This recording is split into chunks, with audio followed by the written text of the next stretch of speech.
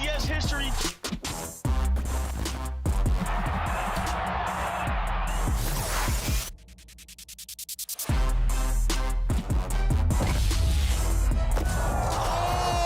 Who will be the champion?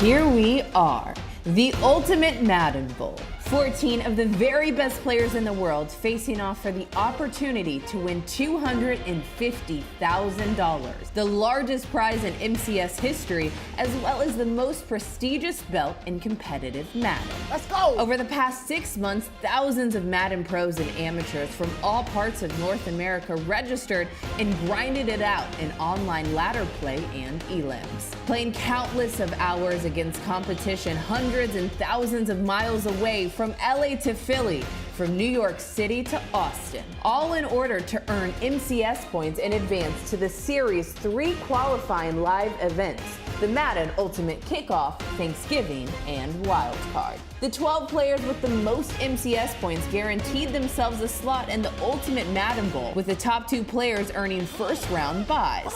Now, to round out the field, 2 more players earned bids via the Last Chance Qualifier Tournament. So that's how we got here. $650,000 in earnings, 3 belts, and all of the points that have already been handed out. Now all that's left are 14 of the very best. They're ready to battle it out in a single elimination tournament format for a share of the historic $1 million prize pool. Now the stakes, they've never been higher. This right here, this is the final chapter to the MCS 22 season. Who will emerge as the Madden 22 GOAT?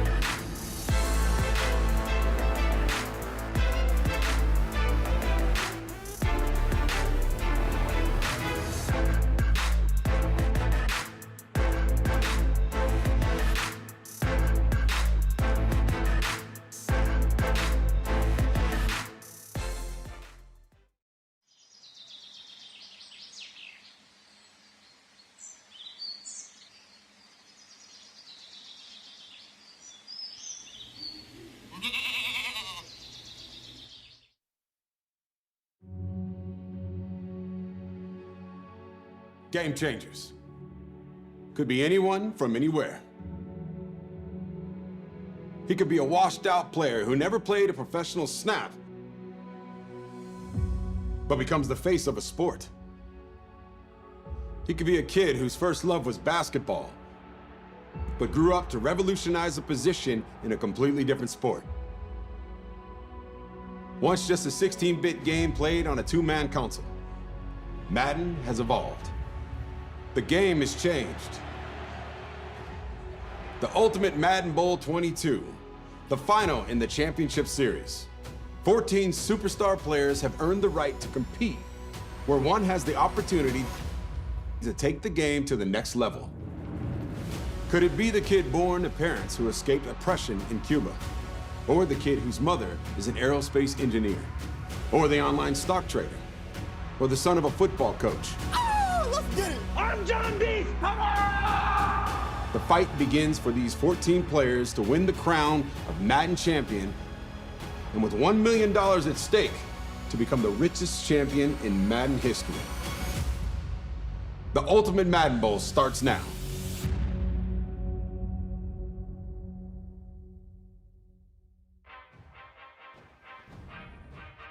We kick off the Madden Bowl tonight. $250,000 on the line. It doesn't get any better than that. All I do is win, it's in my DNA.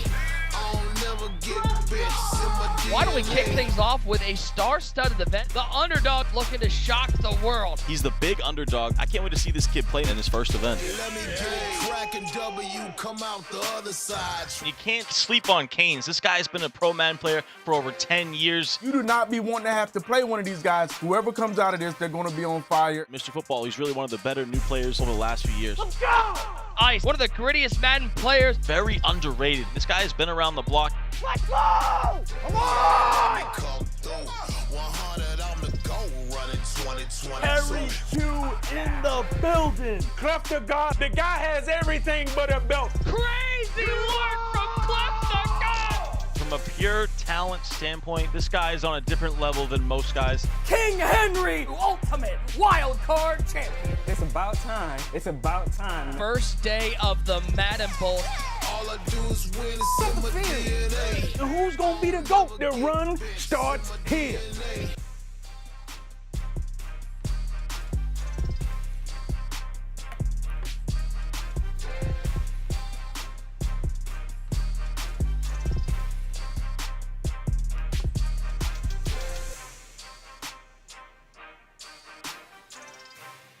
Bright light.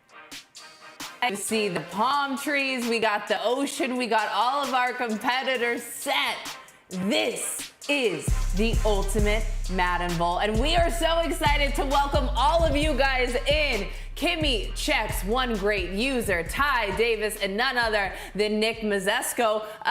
User, I'm so happy that we have you dressed as one of Medea's Christmas ornaments today. It's great to see you guys. Oh, listen. You know good and well this ain't no Medea. You hating on the leopard? Chat, we got to upgrade her. Let's go. Oh, you're feeling fresh. I see T Davis. He's rocking a little swag. We got a leather jacket. Nick and we're playing it a little safe today. I mean, Nick's always safe, you know. Hey, listen, guys. Safety. We're giving away $1 million. You didn't think me and User were going to come with the swagger? There's $1 million on the line here. We had to bring it. Okay, speaking of the $1 million, you heard it. Shout out to the GOAT at the tight end position, Tony Gonzalez, for our incredible opener. He was a Kansas City Chiefs. My Kansas City Chiefs are playing on Sunday to try to get their way to the Super Bowl. That Super Bowl being played here, right here in Los Angeles. And the road for the Ultimate Madden Bowl champion also runs through Los Angeles. Like Ty said, $1 million prize pool, $250,000 on the line. The finale taking place Super Bowl weekend. I want to know what all of you guys are most excited about. User, aka Medea's Christmas ornament. What are you most hype about in this tournament? Listen, Ty, I'm going to tell you this real quick. Remember, when you up here, people try to bring you down there. Don't let them do it, man. Listen, we on a whole nother level today. They ain't ready for the bowl, but listen, I just want to know, can y'all feel that? It's an eerie feeling. I got an eerie feeling the Madden community has opened Pandora's box. And I'm talking about Mr. Consistent, a.k.a. Hen Dog. I mean, listen, he got over the mental hurdle of winning a championship. Now, I'm getting LeBron Miami vibes. Like, not if he's going to win one championship, but how many? Not one, not two. I feel like Henry's about to shock the whole world. Ooh, okay. User's going to take Henry all the way to the top. Ty, I know you're really excited about the $1 million prize pool. You took to Twitter earlier to say, this is what we've been advocating and fighting for, and Madden listened. Yeah, I can't believe this. I'm honestly a little jealous I'm not in this tournament, but I'm so excited for the guys. Look, you know, back in the day, we were getting ready for 1K tournaments, right? Then you get excited, it gets up to 10K tournaments. Then we had a couple 100K tournaments. And now you're telling me for the first time ever, we're going to have a $1 million tournament. Our sport is just continuing to grow. I'm just so excited. Like I said, I'm a little bit jealous I'm not playing, but I can't wait to call the action tonight. Hey, if we talk really nice about the guys who are going to end up winning, then maybe they'll share some of that $1 million prize pool with the four of us. Nick, as the voice of competitive Madden, you know this game inside and out. We have 14 incredible competitors. So what are you looking forward to most with these guys? Well, there are two things I'm looking forward to most. This tournament seems like the tournament of the 818 crew. 4 representatives here. You got guys like Wesley, doesn't have a belt. A guy like Clef the God, mentioned one of the best players without a belt. A lot of underdogs here. AI Nash, spamming buttons, Kerry Q, Astro. Can they get a belt? I feel like this tournament is as wide open as possible. And, you know, I think the second thing I'm most looking forward to is if Tyler Davis is going to have to throw somebody out of the club with his bouncer outfit, or if User is going to get attacked by the Muppets that he had to murder to make that jacket. I'm just curious of all that.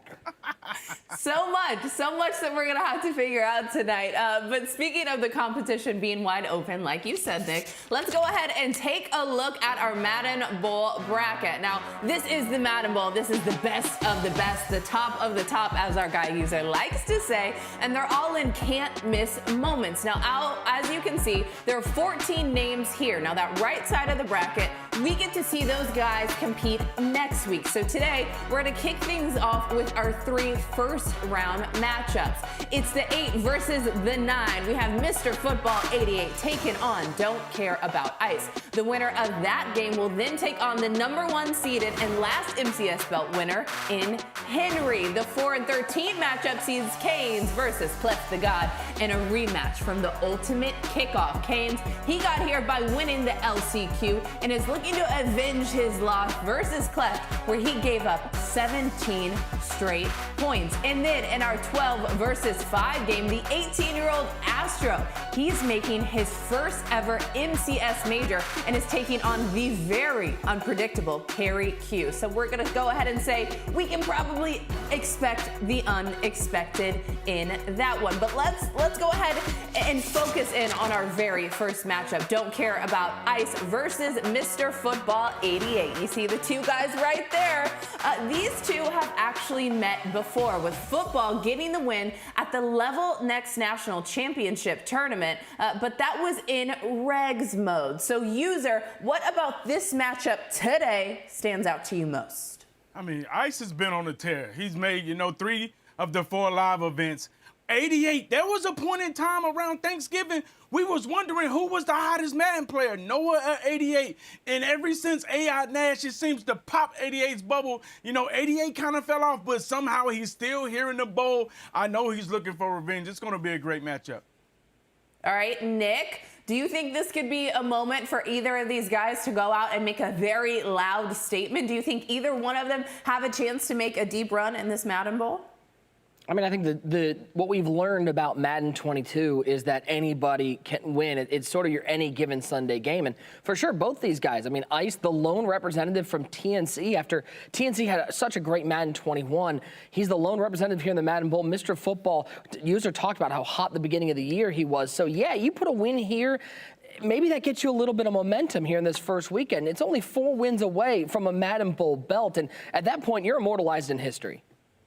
And all of these games, $25,000 on the line. So some major money for everyone as we get closer and closer to that $1 million prize pool. Now, Ty, what does Football need to do for an upset? Yeah, these guys are pretty evenly matched, though. The 8 and 9 seed, if you guys are familiar with the NCAA men's college basketball bracket, it's kind of what this is, right? Both these guys have that same attitude, but I do think Ice has the experience factor. The guys pointed out he's been to 2 events already this year, having probably the best season of his Madden career. And for Mr. Football, he has that big personality. Sometimes he can tend to make a few mistakes, so he really needs to limit those mistakes going up against a veteran like Ice. All right, guys, I love getting out my crystal football and trying to make some bold predictions and trying to guess who exactly is going to win this matchup. So I'm going to go to you first, Ty. Who's going to get it done? Is it Mr. Football or is it Don't Care About Ice? Yeah, it's close, right? But I do think Ice has that experience factor. He's having the best season of his entire Madden career. He's riding hot, came in the Ultimate Wildcard, was in that tournament. So I think Ice has the advantage here. Football hasn't played since the first event of the year. So I'm going with Ice to take this first game of the night. All right, Nick, your turn. You got to pick a winner. Man, this is a really interesting matchup. And, you know, I did a little research on Twitter. I was trying to find out who's going to have the edge in this game that I felt like was too hard to predict. And then I saw Mr. Football. He tweeted out that he's got a little routine that he does before the game. He said, listen, he had his pregame ritual, went to Mickey D's, got himself a 10-piece nugget, a large fry, and a crispy chicken sandwich. I mean, the goal this year was to make the Madden Bowl, and now it's time to win it. And I got some bad news for Mr. Football. One, he's taking on Don't Care About Ice, who I think has been really good this year. And two, I'm a Wendy's fo-fo-fo man, so give me Don't Care About Ice in this one. I think it's going to be a close game, but I think Ice is able to take the win. Not a Wendy's 4-for-4. Come on, McDonald's is good too. You gotta show them some love. There's no R's. It's not a 4-for-4. It's a fo-fo-fo. Fo-fo-fo. Okay, fo-fo-fo for Nick Mazesco. All right, user, give us your prediction. Who's gonna win, Mr. Football or Don't Care About Ice? Listen, Nick, you're right about the McDonald's and Wendy's 4-for-4 for sure. But that ain't the tweet that you should have been looking at. Mr. 88 showed you the tweet. This is the tweet that you should have been paying attention to right here, Nick. My guy said, you may ask yourself, why, John? Why are you using the Carolina Panthers uniforms? Well, I'll tell you. I've noticed that I do best in tournaments when I got one great user on my side. He got no choice but to root for his favorite team. Now, keep pounding. Do you hear that, guys? See, a lot of y'all, you know, you shy away from the pick. You shy away. You call me the mush. You say all types of this and that. You like, you know, at the end of the day, I don't want user picking me. I'm afraid of user.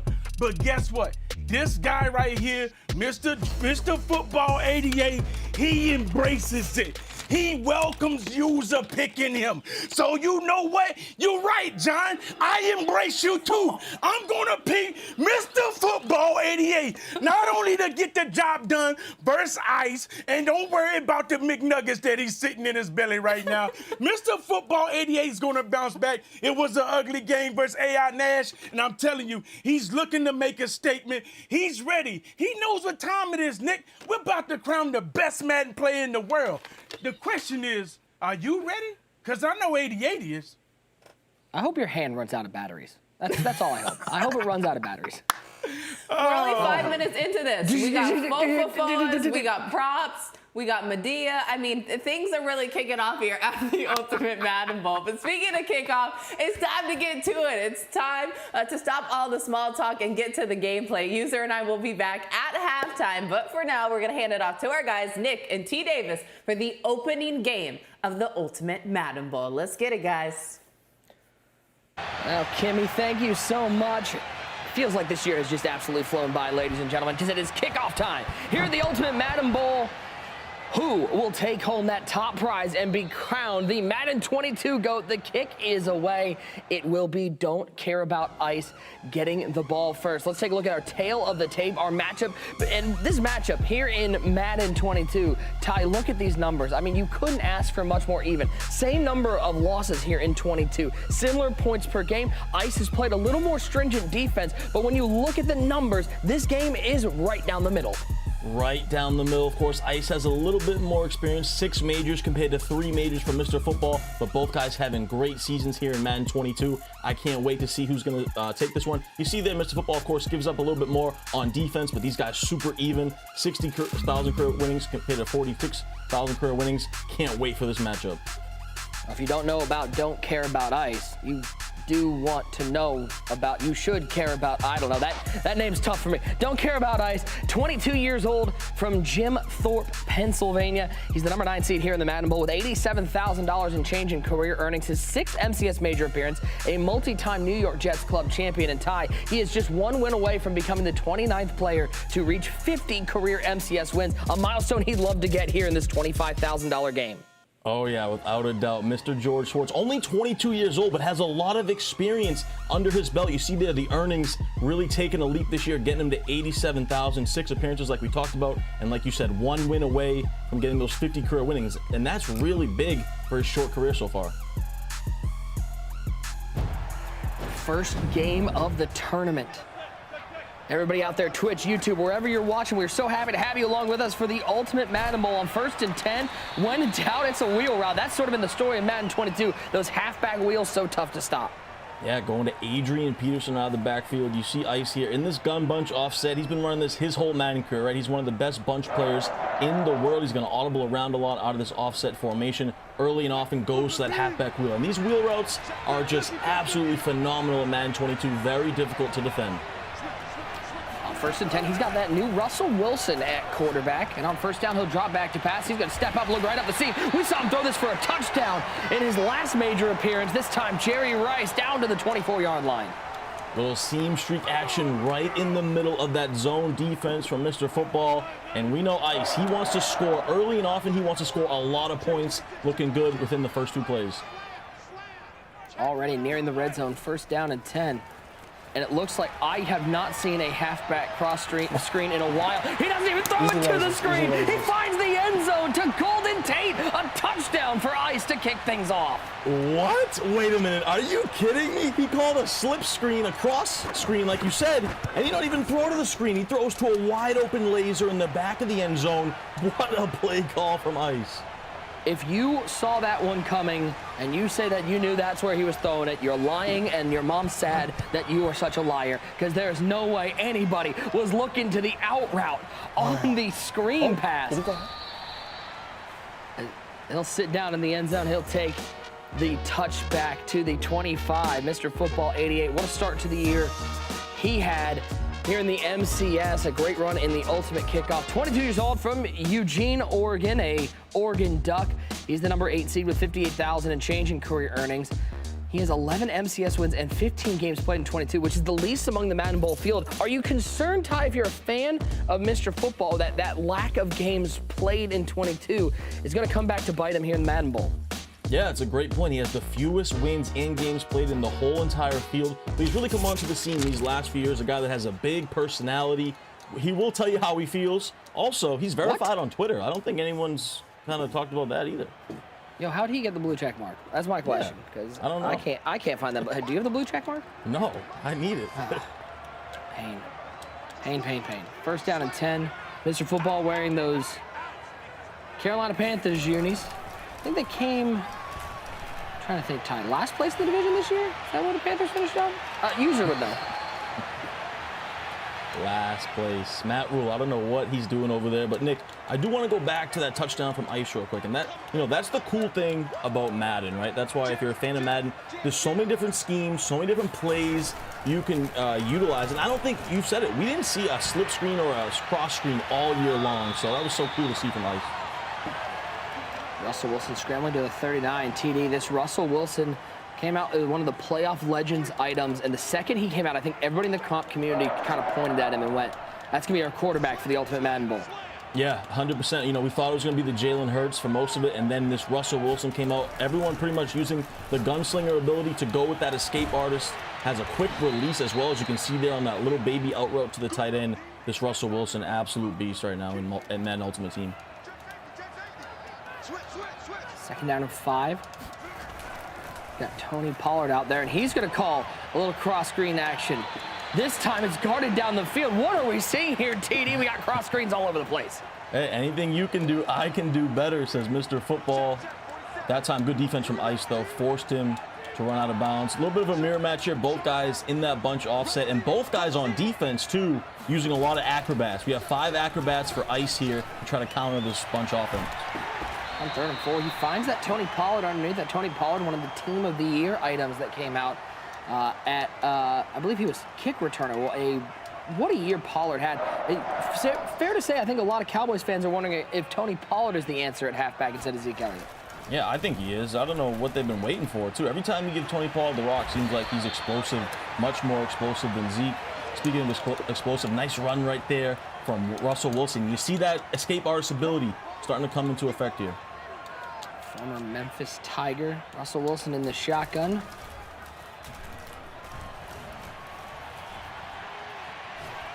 He rolls right. I wonder who claims Russell Wilson more. I think Wisconsin fans probably do, but I wonder if there are the NC State fans out there who are like me with Joe Burrow and go, well, he was at Ohio State for a couple of years. Yeah. I think there are a lot of NC State fans that claim him. But of course, you know, he's super, super good at Wisconsin. What a story he's been. Now, is he going to stay with the Seahawks, though? I don't know. That's a good question. It's underneath. Finds that Tony Pollard once again to the 27-yard line, picking up 6. Very different drive. Ice, explosive, some big chunk plays. Mr. Football really working his way down the field. Yeah, but I really like what Mr. Football is doing, utilizing the running back out of the backfield. That's one of the best ways to create some offense in Madden 22. The running back on these in routes, out routes, angle routes. Come on. Really getting them involved creates a lot. Ooh. Under pressure, and that was an inaccurate throw. He had the right read, but how about the heat sent from Ice? Huge 4th and 4. Yeah, I had him open over the middle. Would have been a tight window, but I think he could have got it in there. And now, like you said, big 4th and 4 here. You know Mr. Football, he can get aggressive, so I'm not surprised at all to see him go for it. Launch to the left side, lone receiver to the right side. Wilson back pass, quick throw to the flat, but the defense is out there, and Ice is able to get the stop. Just like that, the control of the game is in the hands of George Schwartz.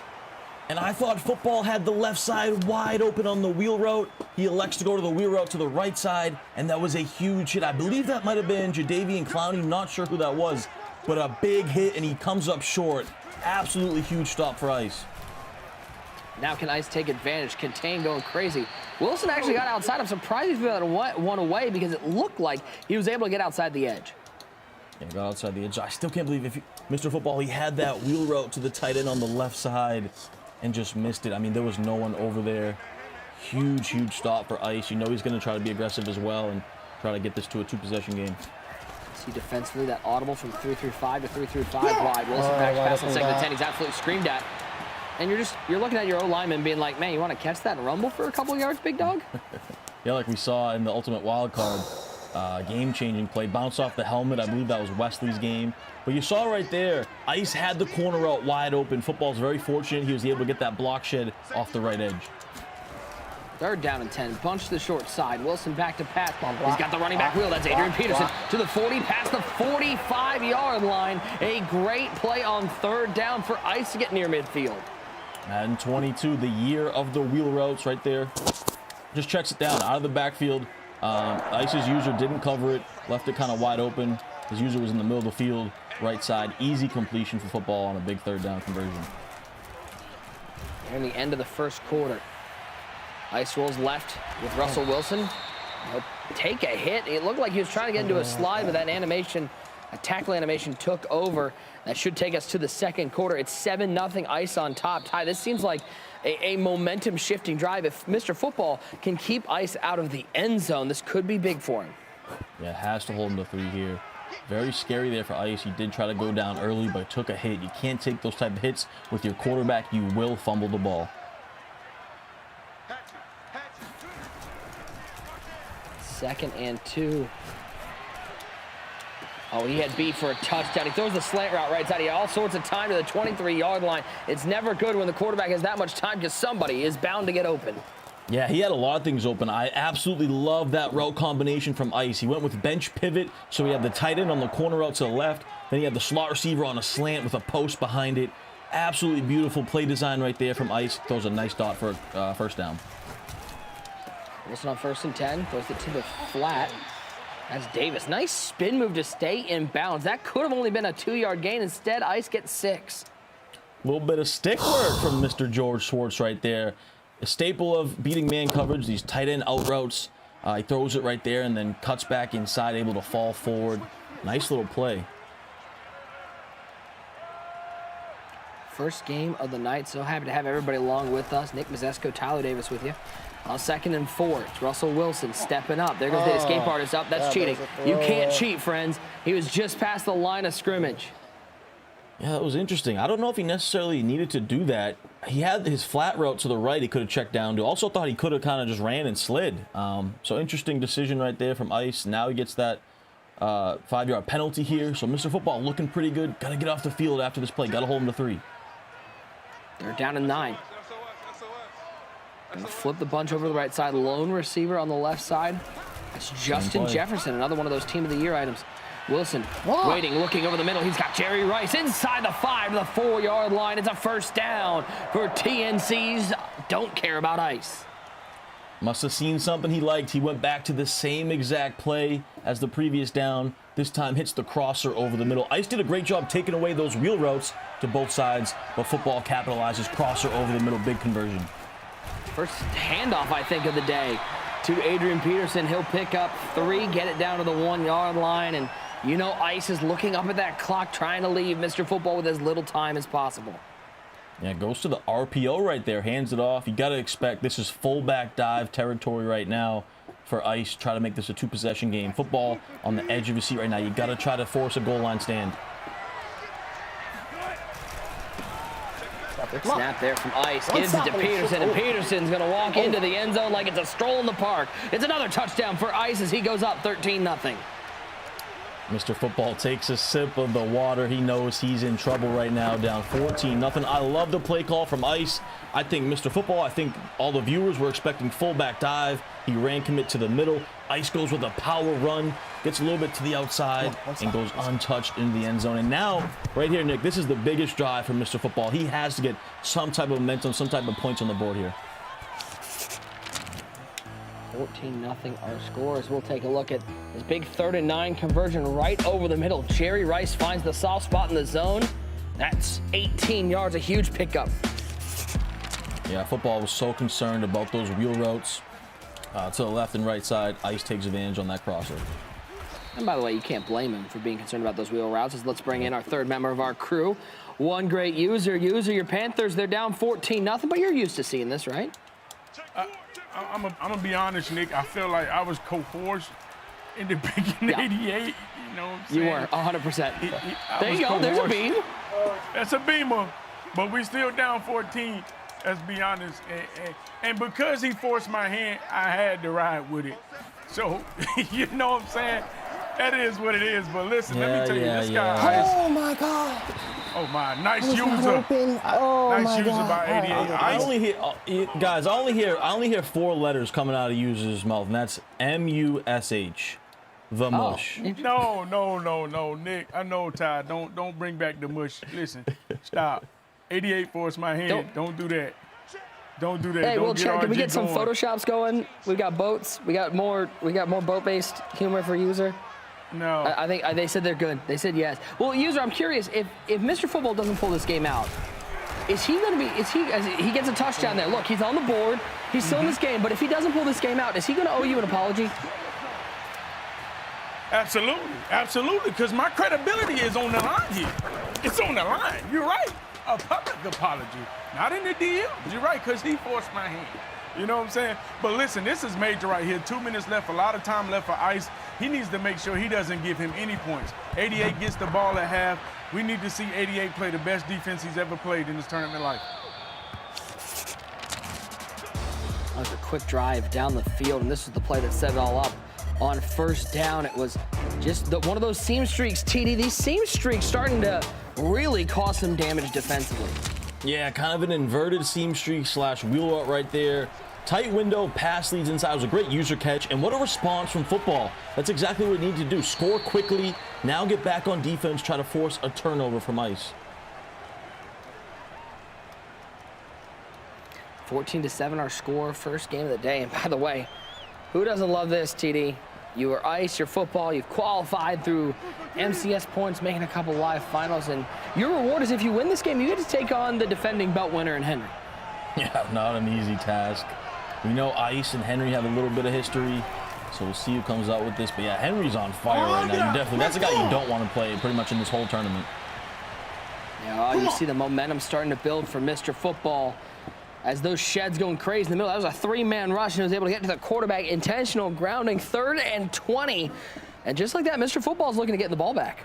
Yeah, and you see that personality, that passion starting to come out a little bit from Football. And I think he plays his best when he's in the game, when he's juiced up like that.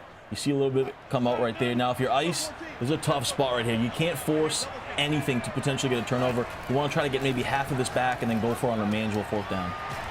That halfback wheel. Try to make this spin move, make somebody miss, but nobody was fooled by that one. 4th and 9, hurries back to the line. Bunch over to the left side with solo receiver. That's Jerry Rice on the right side. Adrian Peterson on the right hip of Russell Wilson. Back to pass, stepping left, looking left to that corner route, and it's just over the cornerback. It's a 1st down to the 49-yard line. A big pickup for Ice. Oh, man, I really think that was good defense from football, too. Just had his zone drops a little bit too short, and the corner route got behind it. What a play call from Ice. That's a backbreaker for football. See if he can capitalize. Plenty of time in the pocket. He'll take off with Russell Wilson, and he's going to avoid that hit and slide down to safety, pick up 5. And this is where the clock comes into play here, especially for Ice. He's cool with getting 3 if he needs to here. You want to use all this clock no matter what, though. Make this a 2-possession game and do not give football a chance with the ball back. 2nd and 5.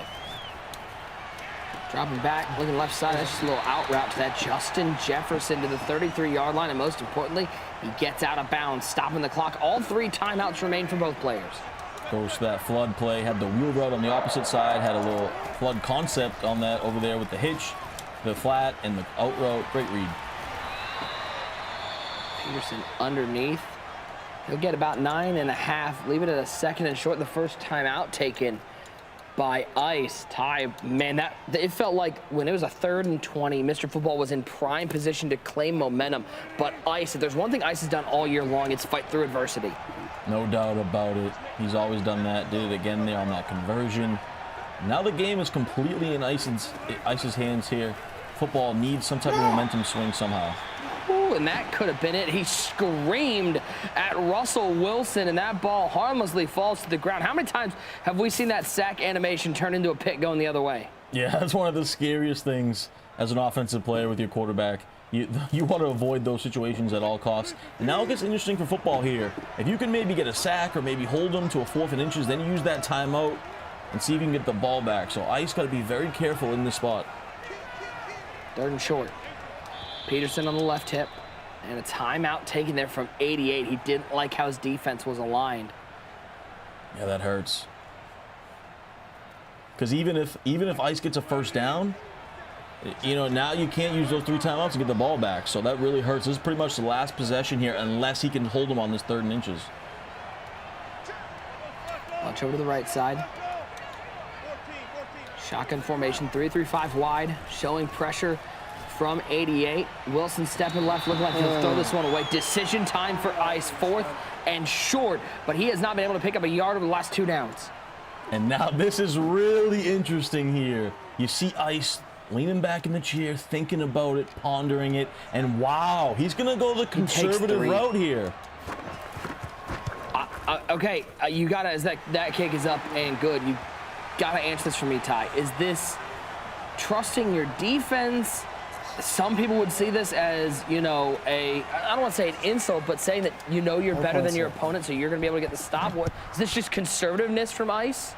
Yeah, I think you nailed it on the head. And, you know, I think he thinks he's way better than football in this situation because, you know, I think a majority of the time you would go for that. Like, that's a really conservative approach. And I think that comes into the factor here that he thinks football would struggle with 30 seconds to go in 2 timeouts. So I'm really surprised by the play call, I have to be honest. And for football, that was a huge win right there. That is what you wanted right there. Force him to kick 3 and get the ball back with plenty of time and 2 timeouts. Okay, Mr. Football capitalized. He'll look underneath. That's Randall Cobb.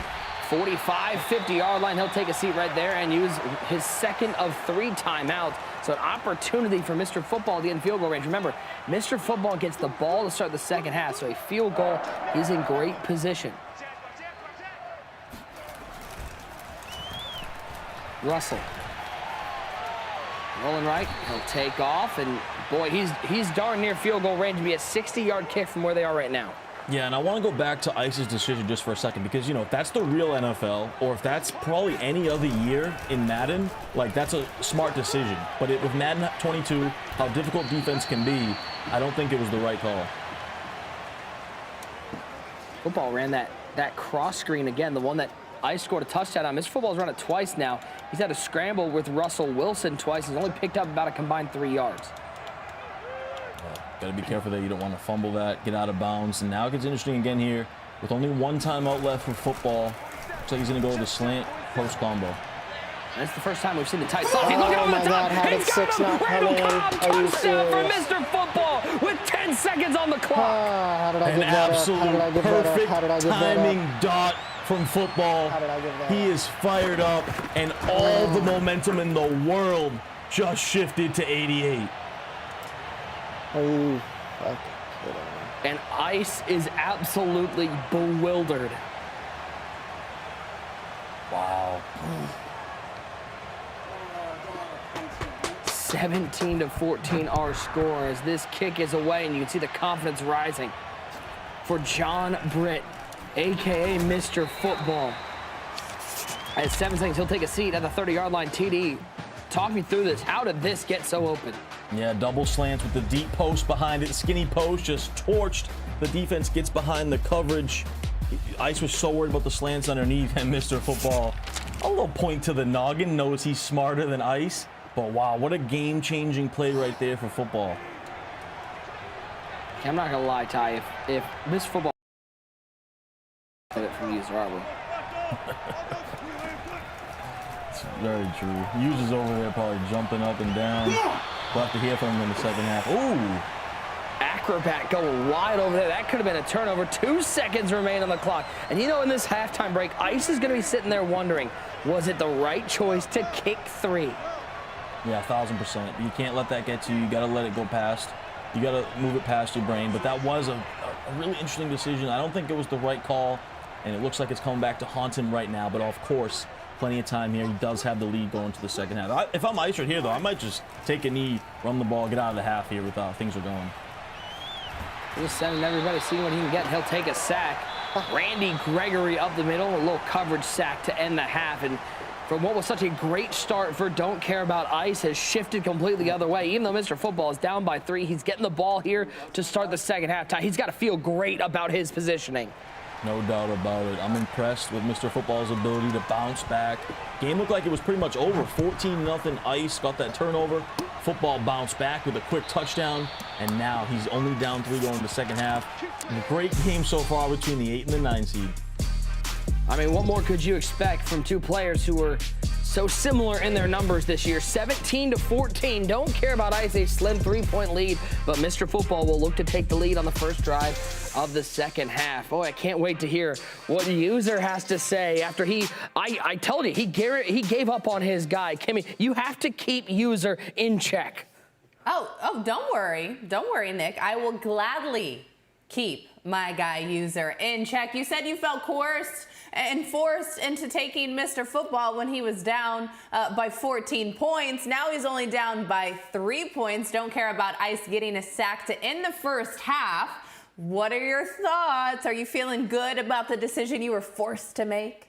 I mean, I was coerced. I was just letting it be known. I was just letting it be known to the nation. But 88 is doing what the Panthers do. Keep pounding, keep fighting. It looks like he was about to get knocked out in this tournament, and guess what? He put his head down, bunkered down, came up with that big stop, held Ice to 3. That was major because Ice was moving. He was cooking up, and let's be honest, none of us has ever seen that halfback cross screen ran like that. Ice brought a new play out here that woke up everybody, and that's how he scored that big touchdown on his opening drive. 88 looked like he wasn't ready for it. And now 88, he's bounced back in this game, came up with a big stop, made sure Ice kicked that field goal. He's where he needs to be in this game. All right, guys, this is the Refill Show presented by Campbell's Chunky Soup. Lunchtime is your halftime, and it's halftime of this very first game. Now, we heard Nick and Ty kind of give their opinions on Ice going and taking the field goal instead of going for it for a real score. What do you think about that? Was that controversial? Does he just think he was so much better than Mr. Football? What's your take? I mean, it's tough. To be honest, it's $25,000 up on the line. It's $25,000 up on the line. You know what I'm saying? So you tend to try to play a little bit more conservative, a little bit more safer. You don't want to beat yourself in these situations. All the best Madden players in the world tell you, listen, don't beat yourself because you'll go back looking at it saying, man, that was it. If you look right here on this 3rd and 9, this was a big dot by Ice right here. This was he kept his offensive drive going right here. He mixed in a wrinkle on that mesh post where you see that tight end wheel, the tight end wheel route, pull 88 User out of the middle of the field. He caught him with the slot crosser. That was a big dot by Ice right there to give him his second touchdown. But listen, the reason he kicked that field goal, I'm not upset about it because you assume that whoever you're playing is also feeling the pressure of the Madden Bowl. $25,000 up on the line, $1 million up for the whole tournament, and at the end of the day, we're crowning the best Madden player in the world. All right, let's go ahead and remind people exactly what is at stake here and maybe why some of these more conservative decisions have been made. Every single game today is worth $25,000, but as you see right there, the most important number of all, a win here keeps hope alive for the $250,000 prize. Now, who exactly is it going to be? Will it be Ice, who's leading by just 3 points, or will it be Mr. Football, which is one great user's pick? Now, Nick and T. Davis are back on the call right after this short break.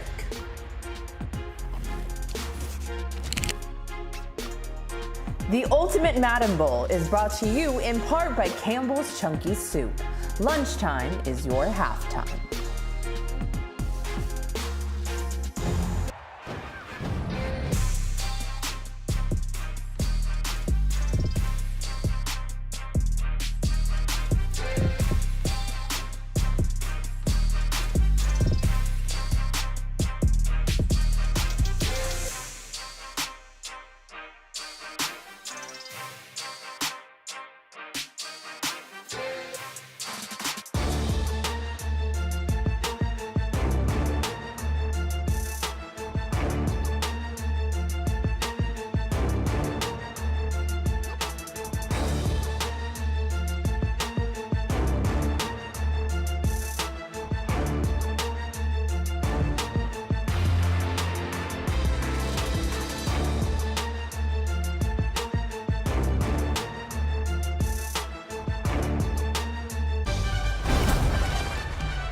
Hello, everybody. What a beautiful evening here in Southern California where all the stars are out for the grand opening of Madden Land.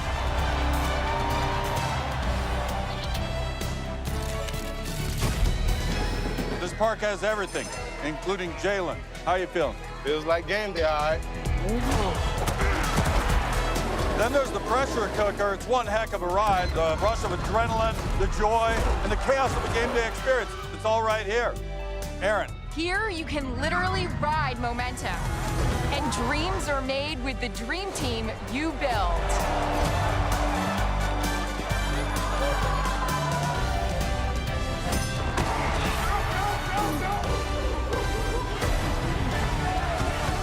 Please welcome everybody, Tom Brady. Welcome to Madden Land. It's game time, baby.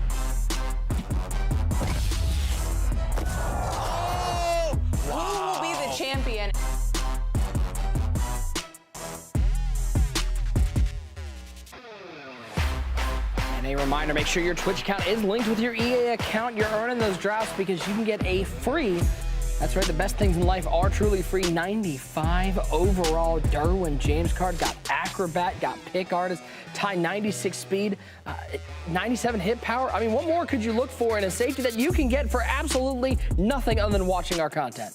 Yeah, absolutely nasty. 97 hit power guy. You can use that linebacker as well. Maybe use him with your user. One of the best cards. 6'2", Derwin James, an absolute beast. Halftime here of our first game, 17-14. Don't care about Ice with the lead, but Mr. Football with the momentum and the ball. And let's flash back a little bit. These two guys have some history. They've played before. It was on a different game mode. It was over on regs, but during that Level Next Collegiate National Championship, man, oh man, was this a great game. What a great tournament it was. Ty, these two, they just know how to put on these battles. It seems like no matter what, these guys are having a close game, even though Mr. Football was rocking the actual Carolina Panthers there. Yeah, big win for football on that one. Of course, regs a little bit different.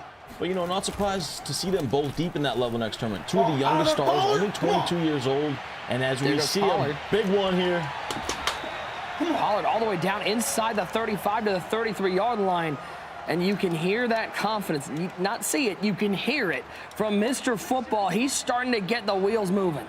Yeah, all the momentum right now. Mr. Football gave himself a new piece of gum. I don't know if he's got the juicy fruit or what to start the second half. You know, you need a little fresh breath. Get going here. All the momentum on his side, though, starting it early, and he's using Tony Pollard a lot. Oh, Mr. Football, what do you got? Tony Pollard to the 5-yard line. That piece of gum is bright blue. He seems like an Orbit man. Orbit right there. But styling and profiling right there. A little spin move. Tony Pollard, nasty spin. And Mr. Football cooking with sauce early here in the third quarter. To the tight slots he goes. Russell Wilson at quarterback, back to pass on first and goal, waiting. He's got a man wide open back in the end zone, and he didn't look to where his feet were. The coach is going to have to pull him aside on the sideline and go, man, come on, you got to look down, because there was not a soul around him. Oh, they didn't give it to him wide open in the back of the end zone. Couldn't get the feet down. Who's that receiver? CeeDee Lamb, I think? That hurts. That's the Mike McCarthy way, man. 17-14 the score. Sorry, Dallas fans. That one's on me. That tight slot's too wide to the right side. He'll roll to that right side. He has enough room to just walk into the end zone. Russell Wilson with the wheels. A touchdown for Mr. Football. He takes his first lead of the game. The good old escape artist. That's why it's been one of the best abilities ever since it was brought into Madden. And Mr. Football is absolutely juiced up right now. Patting the knee. He knows all momentum is going his way right now.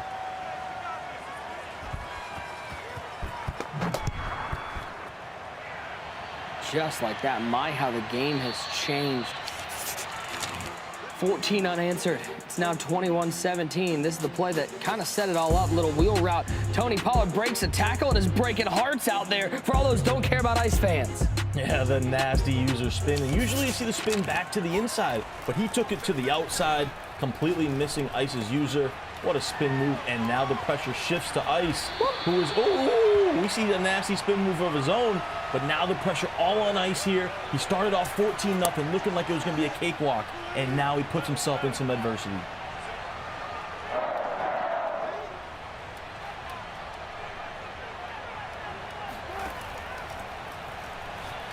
Wilson on 1st and 10. There's that wheel route. There goes AP down the left sideline to the 44-yard line. 13 of 18, 234 and a touchdown passing for Ice. But you can just see he's not as relaxed as he was early in this game.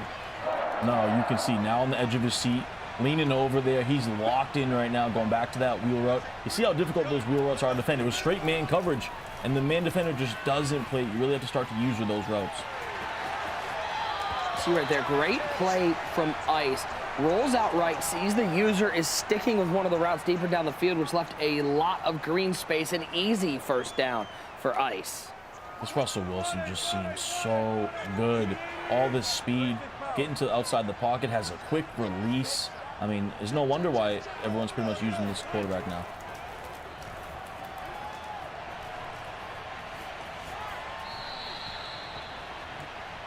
I don't know if I've ever seen the quarterback do that animation. Did anyone see that? Am I losing my mind? It looked like he did like a little, like, almost the Herschel Walker journal in the backfield. And or he tripped over himself. Because that's what I look like. He just ran from it. Right at the seam, wide open. Wide open. Vernon Davis is one of the best. You don't need to leave him open. He can do it in coverage. He can do it when there's no one around him. 85 to the end zone. Yeah, we'll have to get a replay of that, but I do think football ran commit. You see, that's why he's disgusted. It looked like his safeties were completely taken out of the play. That was one of the easiest touchdowns Ice will ever get. Very bad mistake right there from 88.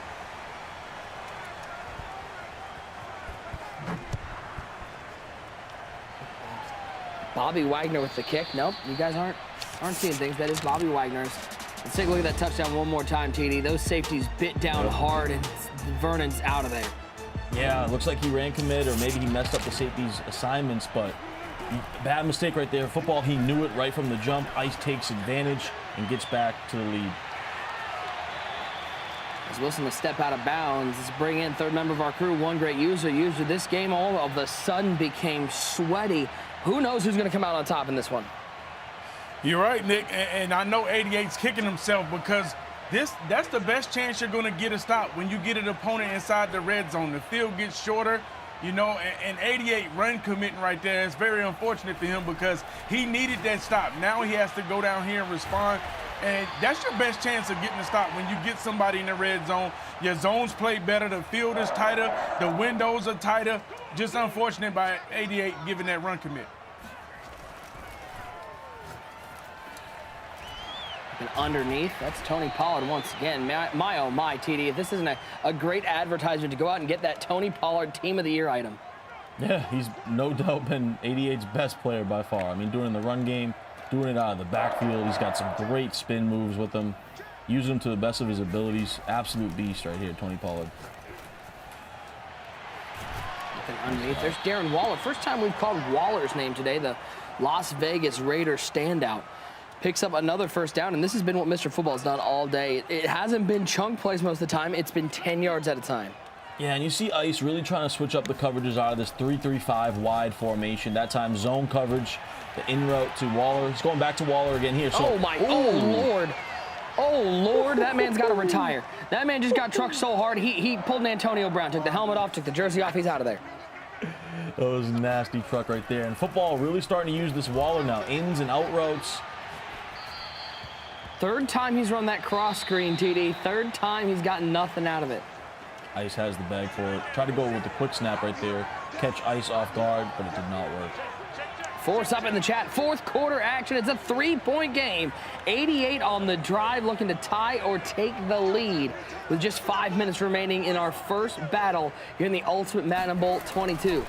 Second down and 10. Pollard on the right hip of Wilson as he steps left. He's got the drag route. He wants him. He wants a touchdown. Unfortunately, the former Buckeye Sean Springs is sitting underneath that route. An interception for Don't Care About Ice. And could that be the play that earns Ice $25,000? Click on user pick from Ice. You see Ice getting fired up now. And we just heard one great user say, it shrinks when you get down there, right? If that was further down, you know, back on the field with more distance, that's a dot. He was behind the corner, but in the red zone, closer to the end zone, Ice clicks on, makes a game-changing user pick. Second down and 10. Bunch offs that quick snap from Ice. He'll take off with Russell Wilson, try to find some room. Real nice contain there. Not just from the defensive line, TD, but the linebackers staying home and making sure there was no gain on that play. And we've seen this a few times now. Football gets Ice into these 3rd and 4th. Earlier you had a 3rd and 20. Now a big 3rd and 10 for football and defense. Got to get off the field. Does he have the defense to stop? And the question is, it 4-down territory? Will Ice look at this and go, I'd rather get the ball back than punt this ball away? Only needs 10 yards. Oh, look underneath. That's a dangerous throw. Oh! It's caught by Rice. The double doink is for a positive play. And Ice cannot believe he just got bailed out. Are you kidding me? 1, 2, 3. It was actually a triple doink. I apologize, ladies and gentlemen. That was 3 deflections into Jerry Rice's hands. Cannot believe that Ice found a way to pick up a first down. What did we just see?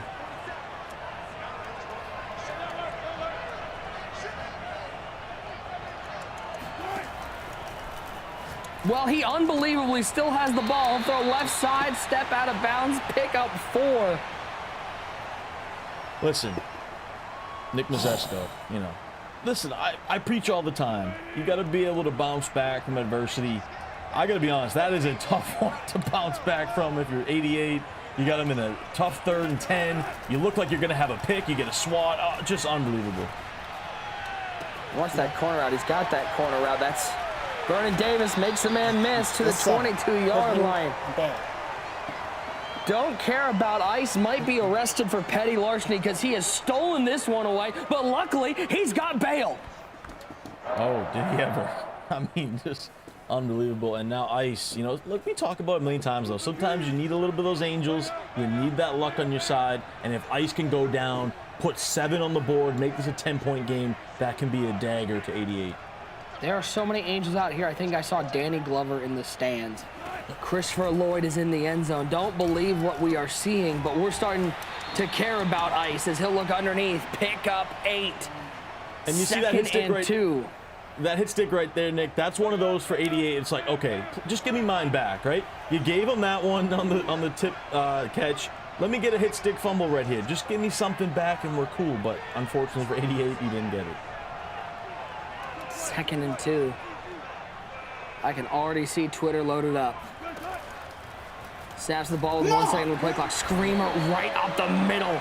It's a bear hug for Russell Wilson. Micah Parsons, the rookie standout from the Dallas Cowboys with the sack. Huge, huge 3rd and 11 tie. This might be the ball game.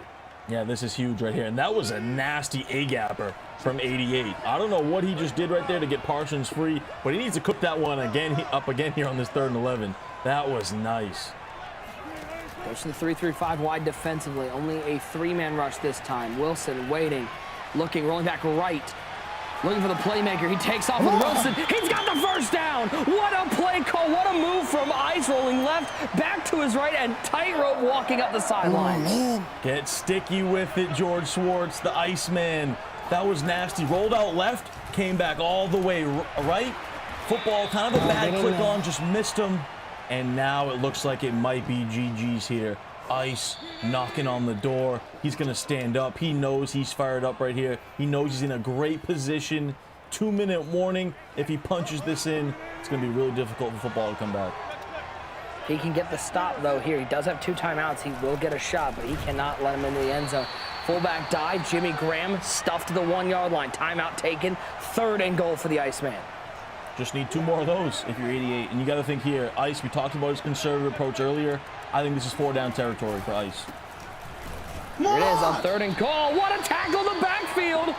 Mr. Football has life. It's 4th and goal from the 3. And wait a second, though, guys. I just said it was 4-down territory, but I didn't think he was going to take a loss. Now, I don't know. Come on. It's really tough to score at this point. He's coming out in tight Y off. He's coming out with the offense. Here we go. Tight Y off. He's got Adrian Peterson in the backfield. Russell Wilson at quarterback. 2 wide receivers over the left side. Golden Tate and Justin Jefferson. Jerry Rice on the right side. 4th and goal for Ice. He'll throw it to the flat. It's Vernon Davis, and he cashes it in. A touchdown for Ice. That might have earned him $25,000. The kid is built. And the heartbreak for 88. What a clutch dot. Just a simple flat route to the tight end. Quick snap, throw, boom, touchdown. And it looks like Ice is going to advance. Wow. And how fortunate is he that he threw it when he did? Because if he waits another half a second, that's bouncing off the helmet of the running back on the wheel route. Yeah, that's a great point. It was literally hike, boom, throw. I think Ice, it was kind of a premeditated decision right there.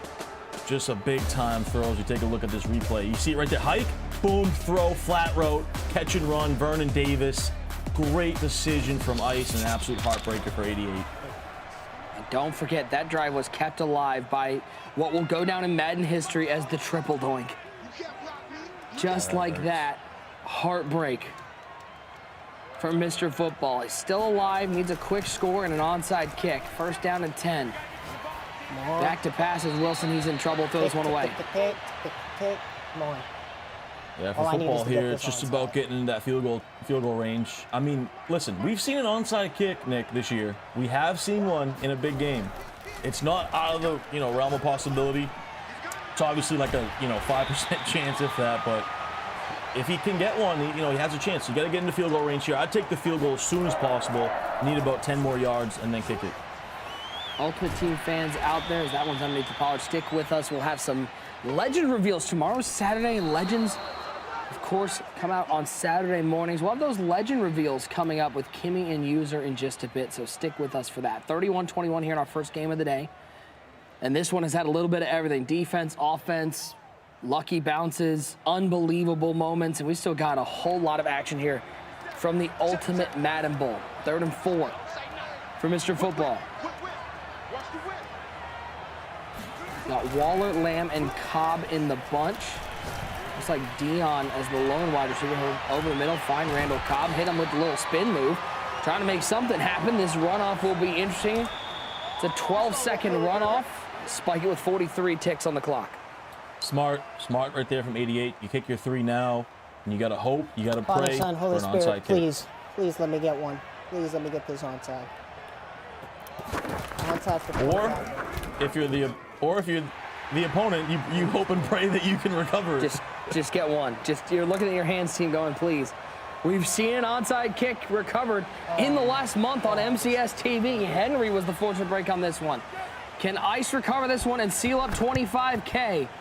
The kick is away. It is scooped up by Jerry Rice, and that's going to be your ball game. Don't care about Ice. Has a date with Henry in the quarterfinals. He's earned himself another $25,000. Let's go. You heard it. The let's go my from the Iceman.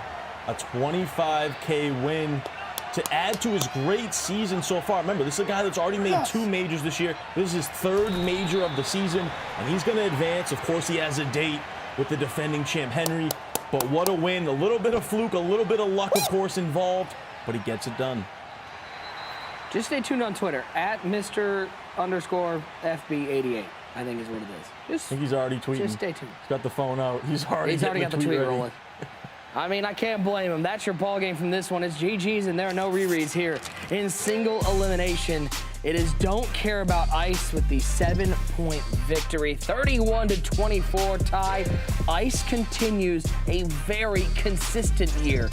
For somebody who most people thought might only be great in the club championships, he's proved that he can play anywhere. Yeah, and he's put the TNC crew on his back all year.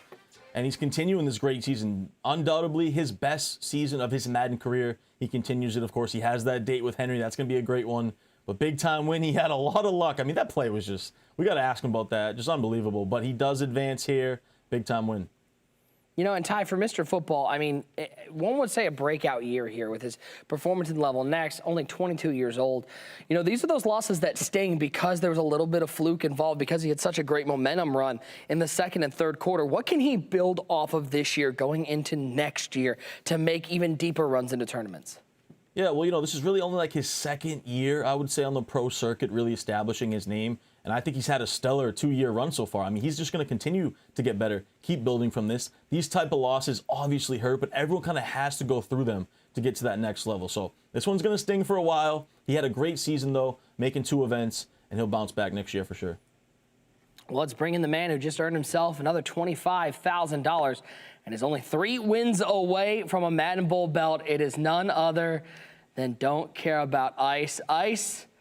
Okay, you know where we're going to start. Talk me what's going through your mind when that ball bounces off 3 defenders and Jerry Rice catches it. And not only that, talk me through how you were able to cash in on that drive and keep the adrenaline down. Well, it's Madden 22, so it's kind of hard to get stopped. So I was honestly like, when I threw the ball, I'm like, I threw a pick. But I knew I had time because like he would have had to score pretty fast and I would have had enough time for a money drive. So I was content. And then the ball just starts bouncing around. And I got some of it back from the last tourney, so I'm super thankful. I can't waste this opportunity. Yeah, big win, Ice. And then Talk to me through, I just basically went through. Sorry. Yeah, Ice, I feel like you're only 22. No, you're good. I feel like you're only 22, but you've been in so many like big games, it seems like, already in your career. And like I feel like this game was another example of the ebbs and flows, the highs and lows. You start out 14-0, right? You're looking great. Then he comes back. Then this crazy, catch that you got. Talk about how you've been able to fight through adversity and kind of all these experiences that you've had in these big games so far in your career. I just think just playing a lot just helps me play in these big games. Like I wasn't nervous before the game, but right after I gave up that bomb, I just did something so stupid before half. But that halftime break gave me time to like regroup in my memory and my mental. And I just told myself I knew I was going to win. And then once I got that play, I knew the Angels were looking out for me this one too. So yeah. Did you like regret your decision to kick that field goal in the second quarter? Like, did you think later I should have went for that maybe? Well, I thought like if I could hold him to no points or even a field goal, I was going to guaranteed win because like he couldn't pass me. Like I would always be a drive up, but I gave up a touchdown, and then I was like, either way, he would have had the same situation. I had 2nd and 1, 3rd and 1, and 4th and 1. I didn't get it either of those times, so I just got to be better, to be honest. But yeah, I wish I would have went for it to put the game away earlier. Well, Ice, all that matters at the end of the day is that you had more points at the end of the game, and you win your 50th career MCS game. Congratulations, my friend, and we'll see if you can get number 51 tomorrow against Henry. Good luck tomorrow, and enjoy this win. Have a little fun tonight.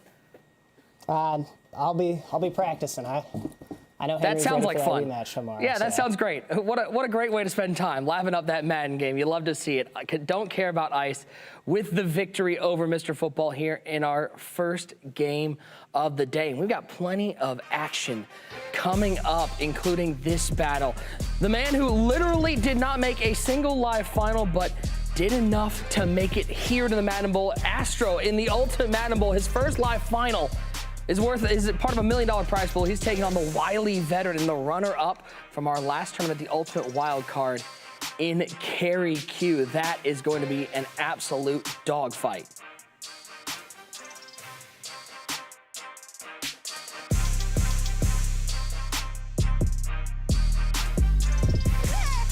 All I do is win, it's in my DNA. I don't never get benched, it's in my DNA. Get it to me in a pinch, it's in my DNA. You can take it all the crowd.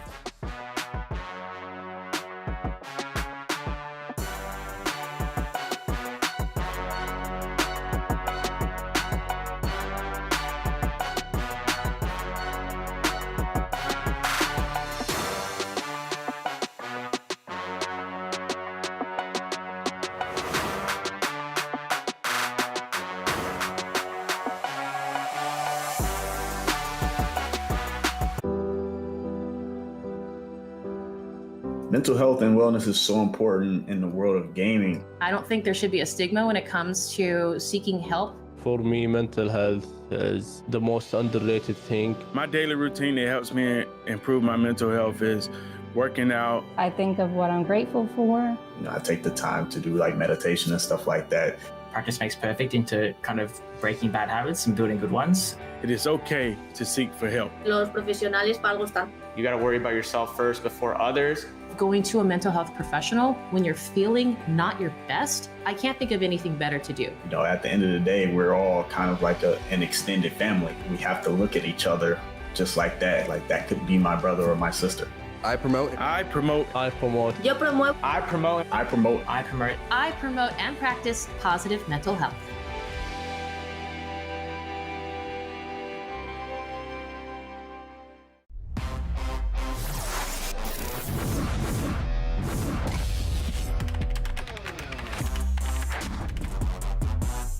One of the best plays in MCS history.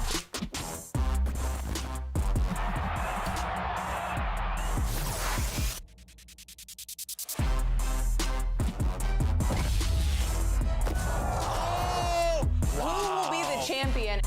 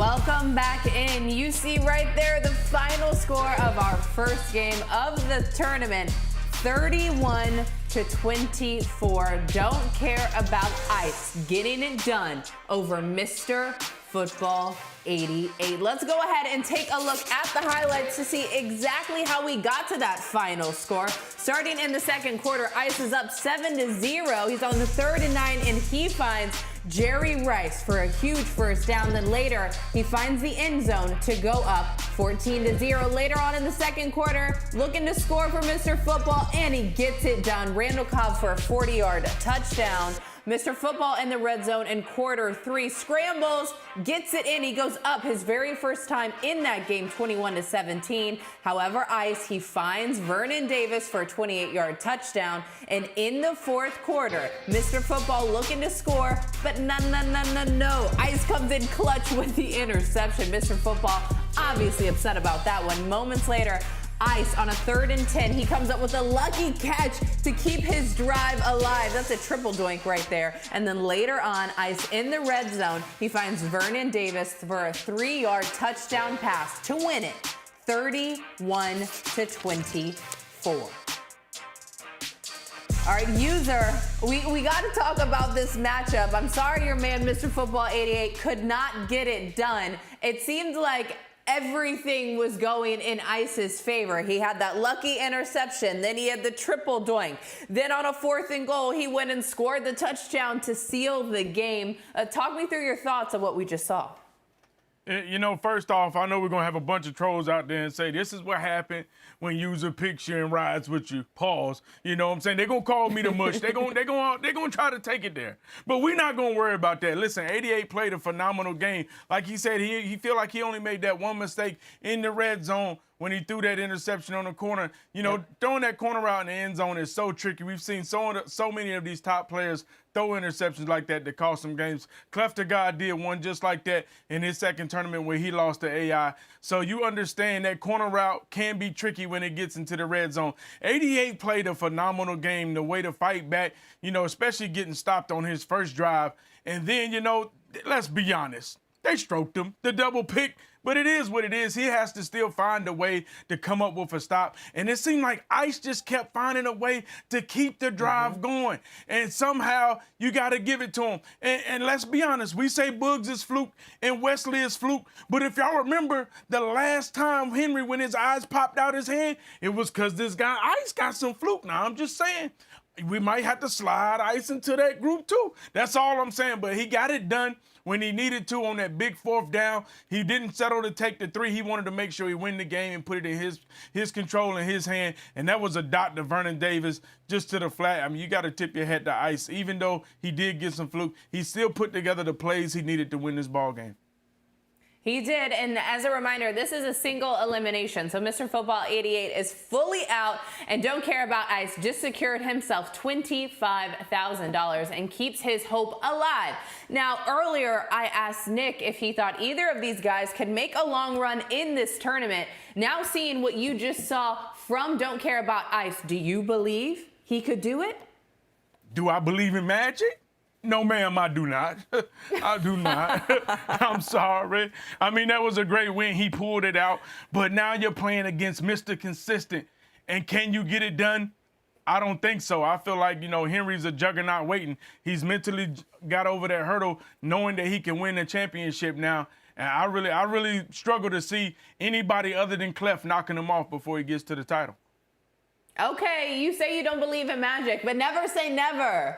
You never know what will happen, especially here in Madden. Now, I see you guys. I'm here on Twitch. I know you guys are rocking with us on Twitch and YouTube and everywhere else. Y'all keep asking for reveals and legend reveals, so guess what? I got some for you. Right now, let's go ahead and take a look at some MUT legends being released tomorrow. Let's start on the defensive side of the ball. You've got Broncos legend, Super Bowl 50 MVP, and someone playing in this weekend's NFC Championship game, none other than Von Miller. You see it right there, a 96 overall, 92 speed, 95 acceleration, 96 block. A very good item to make sure that your defense can go ahead and step it up in Madden. Let's go ahead and take a look at the LTD version of Von Miller. Now, user, I gotta get you in on this one. What are your thoughts on the LTV version?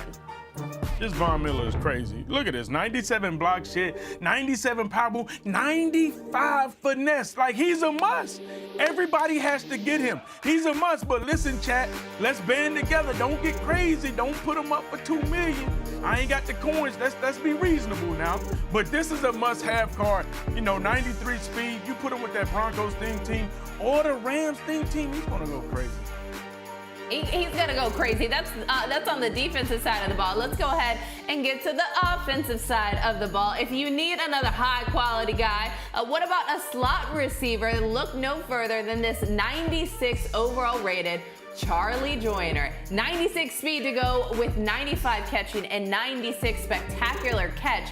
Now, speaking of spectacular, let's go ahead and take a look at the LTD version. User, give me your thoughts on it. Kimmy, you may not notice, but the community, we've been needing a card like this, especially after how they did us with the AP update. Yes, he's an itty bitty. He's 5'11", but he gets that slot apprentice for 1 AP, so we might be able to bring some more abilities back on the field. Not to mention, he's gonna be 99 speed without a theme team, so we don't even gotta run with the goofy Chargers. We can stay with the Raiders, we can stay with the Seahawks, it doesn't matter.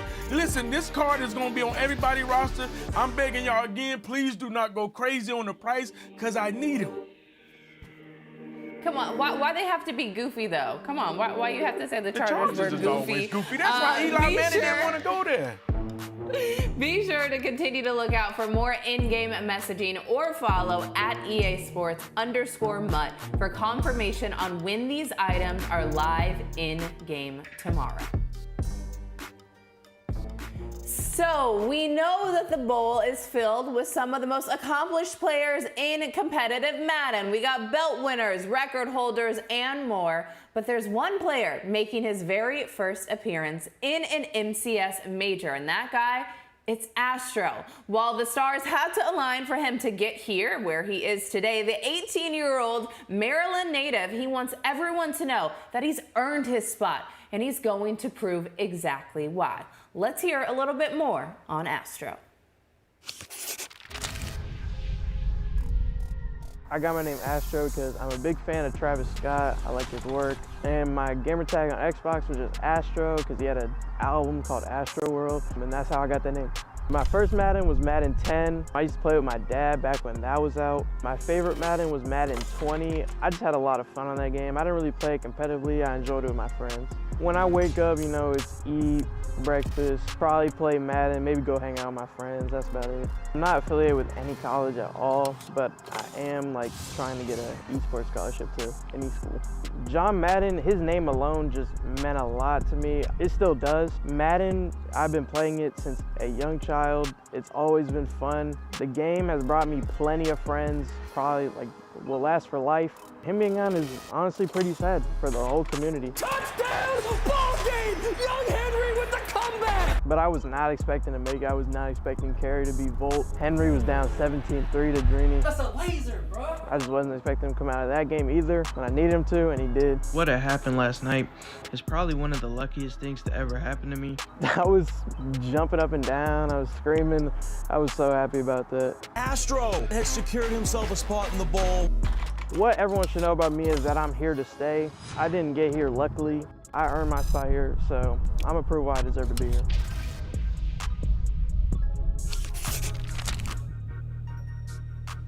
All right, let's get everybody, the whole crew back in here. I'm looking on Twitter. User, someone just took a picture of you and a picture of the ladybug and said y'all look the exact same. So we're not the only ones roasting you tonight. Twitter seems to be roasting you as well. Got this much swag. Ain't no way. Nick and Ty, welcome back in, guys. I want to focus in on this matchup between Astro and Kerry Q. Obviously, Astro being the biggest question mark here. So, Ty, start us off. What aspect are you really honing in on and focusing on in this matchup between these two guys? Yeah, you know, both these guys, honestly, completely on opposite sides of the spectrum, right? Astro, this is his first ever EA major, the youngest player in the tournament. He doesn't have any experience, really. He didn't even qualify for an event to get in here, right? But he's a confident kid, talking to him today. Then you got Kerry, who's played in like 1 million tournaments to this point. He's the oldest player in the event, right? 32 years old. He's been in pretty much every situation possible. So you got to think Kerry has the advantage in that. But, man, you couldn't ask for a more different type of matchup with how these guys have been in their career so far.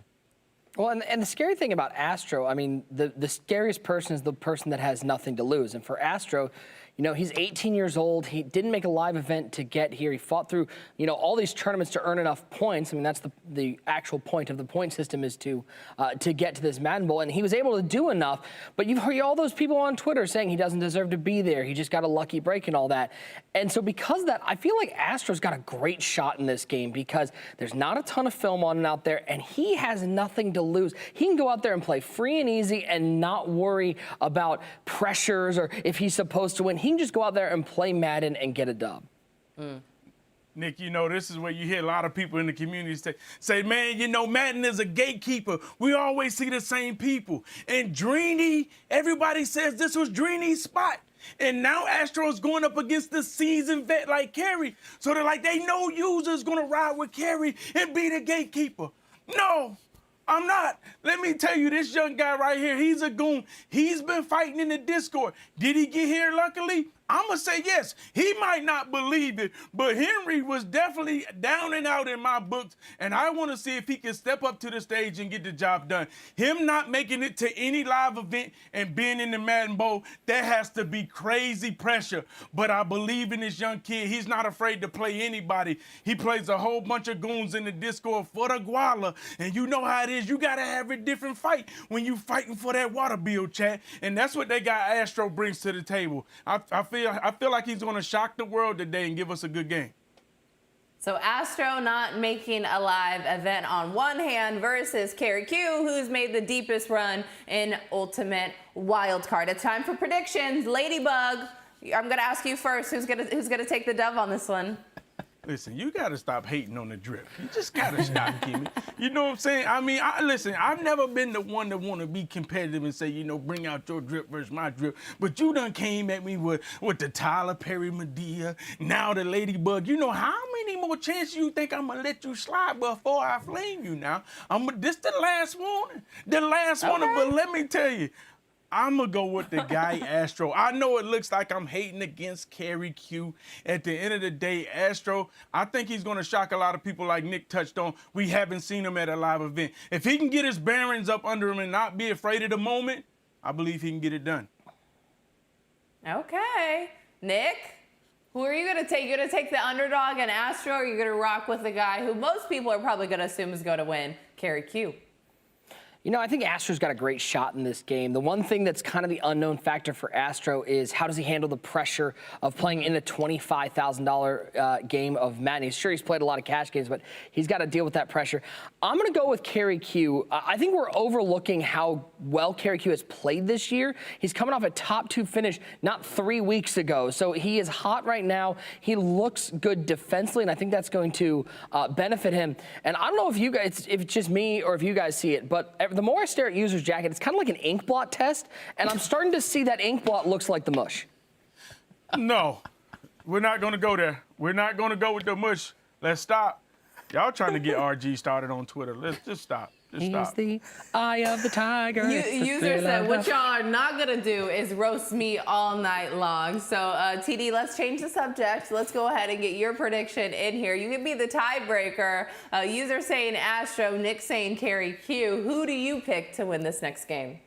Yeah, I'm definitely not rocking with User on this one. Astro, it's his first event. The pressure's the nerves. There's too many things. Kerry just came off a championship appearance. He was just in the championship of the Ultimate Wildcard. I feel like people don't give enough respect to Kerry. They have in his whole Madden career. He continues to do it year in and year out. Give me Kerry Q easily. Okay. Let's see if it is going to be easy or not. User and I will be back a little bit later, but Nick and T. Davis, take it away to call the game. Game number 2 of the Ultimate Madden Bowl.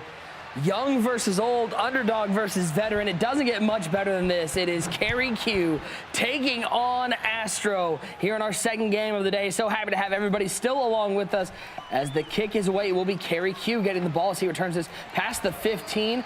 Near the 20-yard line, he'll stop around the 21-yard line. Let's take a look at how these two match up here in Madden 22. And boy, for somebody who didn't make a live event, Ty, Astro's record looking pretty good. He's already earned $40,000 this year. And look at the numbers. Offensively, Astro putting up over 26 points per game. Yeah, we know Astro's going to love to air it out on offense. And not too bad, $40K for your first ever EA event. This kid has tons of confidence, but Kerry Q, nothing gets to him. He's always cool, calm, and collected. Well, let's get to know Kerry Q a little bit better, a veteran of the Madden game. If you're just tuning in for the first time, he's been a staple in competitive Madden for years at this point. 32 years old from Anaheim, California, the oldest player in the tournament. Number 5 seed in the Madden Bowl, coming off of a runner-up finish at the Ultimate Wildcard. Over $110,000 in career earnings, his 6th MCS major appearance, and his 3rd MCS appearance in 22. Ty, he had only made 3 since Madden 17, so 22, it seems like Kerry has really hit his stride. Yeah, he really has. This is his 3rd event of the year. You see the earnings really taking a boost since that championship run in the Ultimate Wildcard. And Kerry, like I said, he's been in so many situations. He's seen it all. Looking forward to see if he can make another run here in the Madden Bowl. We keep talking about how big this Madden Bowl is, the Ultimate Madden Bowl, crowning the GOAT, but there's a $1 million prize pool. The winner is going to take home $250,000, the biggest prize pool and first place prize in MCS history. They also get to design that 97 overall item that you guys can earn from watching all the majors, and they get to take home that MCS 22 Ultimate Madden Bowl belt. Ty, I know that money's gonna feel good. That $250K is gonna weigh down the old pocketbook, but being able to have that belt in the background of every camera shot from here until eternity, that's just a piece of bragging rights that not too many people get to experience. And like, who wouldn't want to be told they just won the biggest Madden tournament ever? Remember, this is the largest Madden tournament in the history of Madden. $1 million, of course, the biggest first place prize at $250,000. So there's so much on the line here in the Madden Bowl. It is Kerry Q with the ball first, and he's rocking Josh Allen at quarterback. He's taking a shot.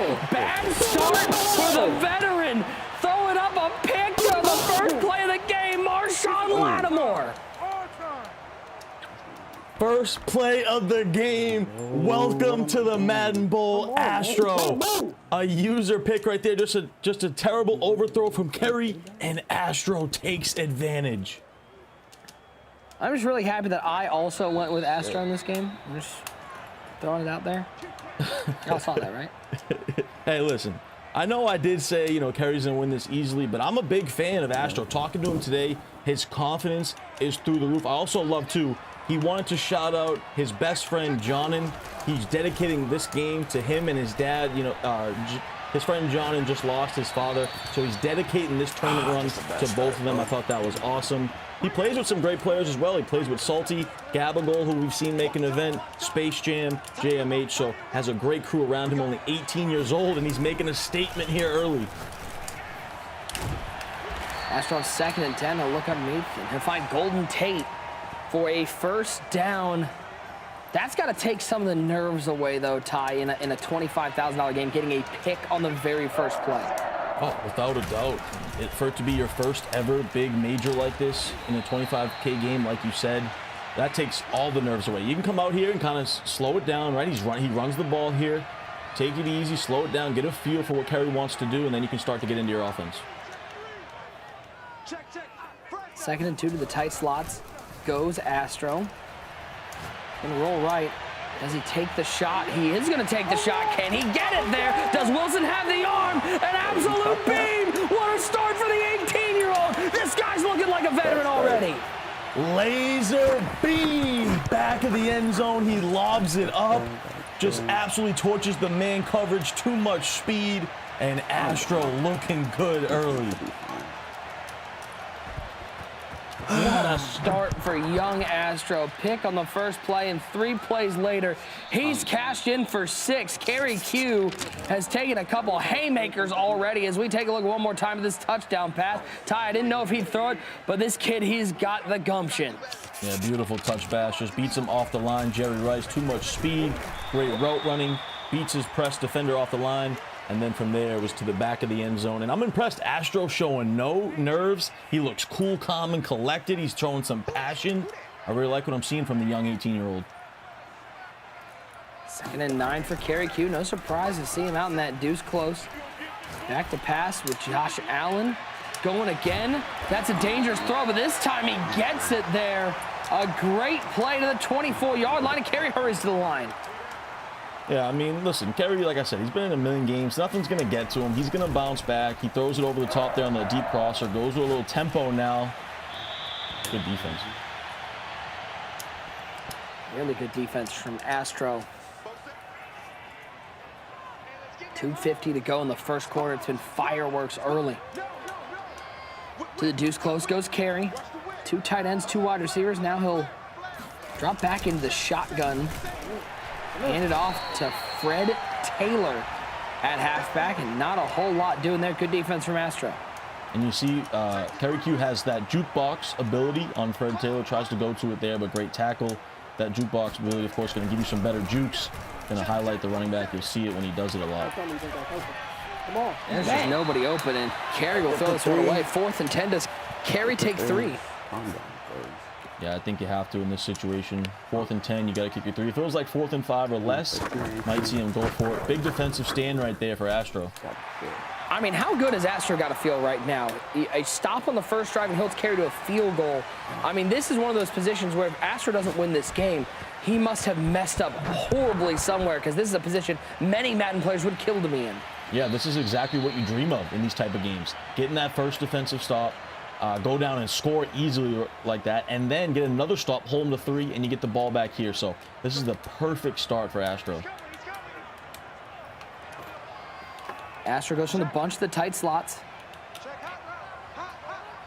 He's got Tate and Megatron on the left side. Jerry Rice, lone wide receiver on the right side. He'll roll right with Wilson. And you know he wanted to take another shot, but he'll take a safe play underneath. Find Golden Tate for 13. Yeah, he's got some great receivers out there. And I talked to Astro today. We saw that big play to Jerry Rice, but he told me his most important player on his whole entire roster is that Calvin Johnson. You see him out there lined up on the left. Going to put him on some deep routes over the top. Oh, what a tackle in the backfield. How about Logan Ryan? Able to get to the quarterback, and Kerry gets a little defensive momentum. Yeah, and Kerry set up his defense well to go up against his 5. He has 5 KOs out there. So he has a couple deep route KOs and a few mid KOs out there. Has some edge threats as well. So he'll do a great job to try to counter this high-powered passing attack. Right there, Kerry with the user on Simmons. Dropped a little too deep over the middle. Astro able to hit that skinny post to pick up 15 of the 27 he needed. Now 3rd and 12 with a bunch to the right side. He'll motion Golden Tate over to the left side out of that bunch.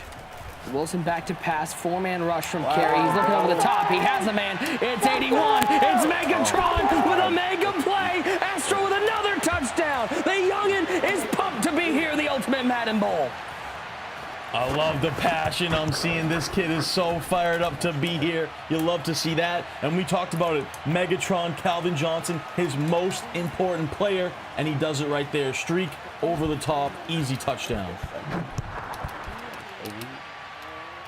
14-3, man. It felt like Kerry had an opportunity when he got that sack on first down, but Astro says never count me out. That was just a straight up streak route TD, and Calvin Johnson beat everybody. Yeah, just burns Darrell Rivas off the line, gets a little bit of a bump over the top, and Astro is absolutely fired up to be here. You know, Ty, there are some players, especially in their first MCS live event, they're a little reserved, maybe a little introvert, a little shy. That's not Astro. No, not at all. Remember the video we saw of him when he found out he did qualify, when Drini lost, when Volterax lost. He was super excited in that video as well, so you see how much this means to him.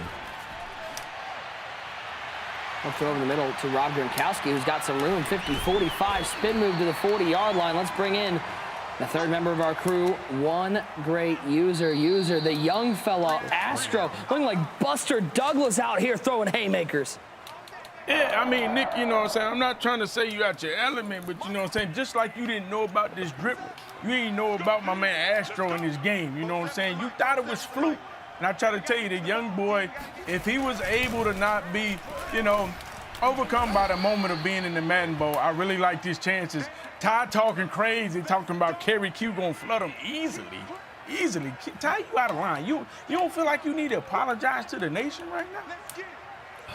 I mean, I might have to if Astro goes on, but hey, don't count my guy Kerry out. It's still early. I ain't counting them out, but you said easily. Like, that was just no respect from the guy. Yeah, but user, here's all I'm saying. People do. They come after you when you pick your boy Clef, when you see Boogs out there, your friends. I'm just saying, do you see the 3 letters up on Kerry's name? We know where Ty's loyalties lie.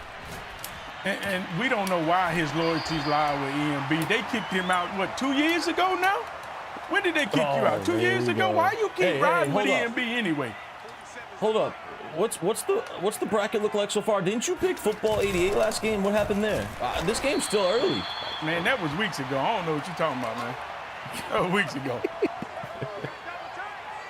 There's no Panthers unis in this game. 2nd down and 10.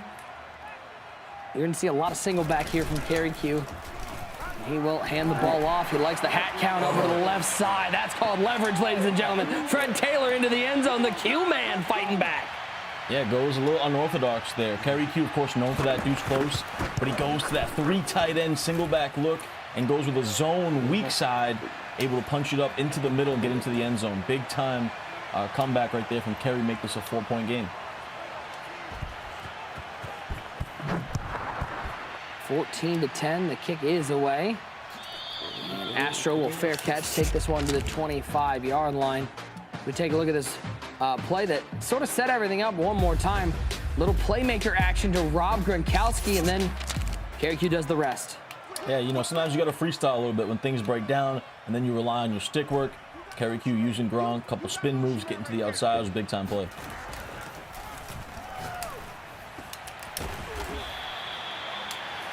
Underneath. Adrian Peterson with the catch. Chat, stick with us. Halftime. You saw those legend reveals. Well, we're going to have some giveaways coming up at the half, so stay with us. Make sure you're active in the chat. Let me know who you got winning this game. Let me know if your faith in the young Astro is still riding high. Give me a 1. You think the veteran Kerry Q can come back? Put a 2 in the chat. What is over the top. Well, this is probably going to sway some of them. This is probably going to sway some of them. 81. Might as well change his name to 6 the number of times he's been in the end zone. Bro, I'm playing good defense. Like that's all he got. Oh my God. Well, if you're Kerry Q, I think the first thing you got to do here is you got to stop Megatron. I mean, Astro talked about that's his guy. That's his main player on his whole roster. Kerry Q has to find an answer for Megatron because that's just too easy. I mean, that was like a blown coverage out there on the left side. Streak wide open once again, and Kerry is just giving free touchdowns to Astro at this point. We'll be fine. I don't know if you heard Kerry there. He said that's all he's got there. Well, that may be all he's got, but he's put 2 touchdowns on the board because of it. Take a look at it one more time. Yep, there goes Megatron. See ya. Yeah, it might be all he's got, but that's all he needs. I mean, Megatron is streaking. You're not going to cover him. You got to be able to guard that man. Astro takes advantage, and he's looking amazing on offense. It's like a laser show when Astro's on offense. Give me the touchdown. He's got a man over the top. Kerry Q's got some dots. He's got a Megatron out there. 81 going wild for both sides. A touchdown. A response from the veteran, Kerry Q. A little Megatron here, a little Megatron there. This time corner out, wide open. I mean, that was a blown coverage now from Astro, so no defense being played from either of these guys early in the first half. I was really bumping into that.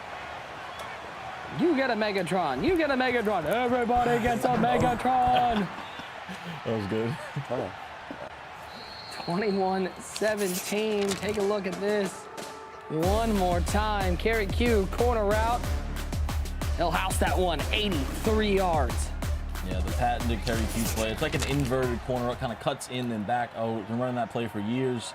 And that was just wide open. You couldn't ask for, and that was one play too. Way to respond if you're Kerry. Now we'll see though. The question is, you got to slow down Megatron over here on the left side. We got Megatron one-on-one, and guess what? The second it got covered, Astro found another receiver. That's Jerry Rice. 8 for 9, 257, and 3 touchdowns in the first half in his first live final ever. Yeah, I don't see any nerves. I don't see any anxiety. This kid is dialed in. He's throwing lasers left and right, throwing a Megatron, throwing a Jerry Rice, Golden Tate a little bit from the slot. Looks like he's been in the lab. He's been ready for this moment. Back to the run. He goes to Peterson to the 40-yard line. This Adrian Peterson is getting a lot of play around competitive Madden, TD, and I have been impressed with his ability to break tackles. Yeah, me too. And you see Astro doesn't have any abilities on that Adrian Peterson. The main reason I believe for that is because he wants to pass pretty much every play. Goes to a couple handoffs to keep the defense honest, which I do love. So I like the game plan I'm seeing so far from Astro. 3rd and a yard. Back to that bunch. He'll split Jerry Rice wide right off of the bunch. A lot of pressure brought by Kerry, but it's picked up nicely for a while. Unfortunately, eventually Golden Tate found some open space with 53 seconds and counting. Astro 22 yards out from yet another touchdown. And that's the second time Astro's gone through a little bit of this mesh concept, right? Has the running back underneath on an in route. He motions out the B receiver on a little slant, and he has that crosser over the top. Do that for a nice dot. Timeout taken there from Astro. He'll lose a yard with Darren Waller underneath. Motion Adrian Peterson to the right side of Wilson. 2nd and 11. Screamer off the edge. Big hit. That could have been a turnover. Lucky that one falls harmlessly to the ground. Astro tried to go to that Y trail play, looking for the tight end on an angle route, and Kerry got a little free rusher off the right side. I think it was kind of lucky, but he'll take that any day of the week. And for Kerry now, have to hold him to 3 in this situation. Gotta think Astro's trying to convert this to keep the drive going and try to get another touchdown on the board. 3rd and 11, he finds a running back wheel. That's gonna be short of the line to gain. 17 seconds and counting, 4th and short.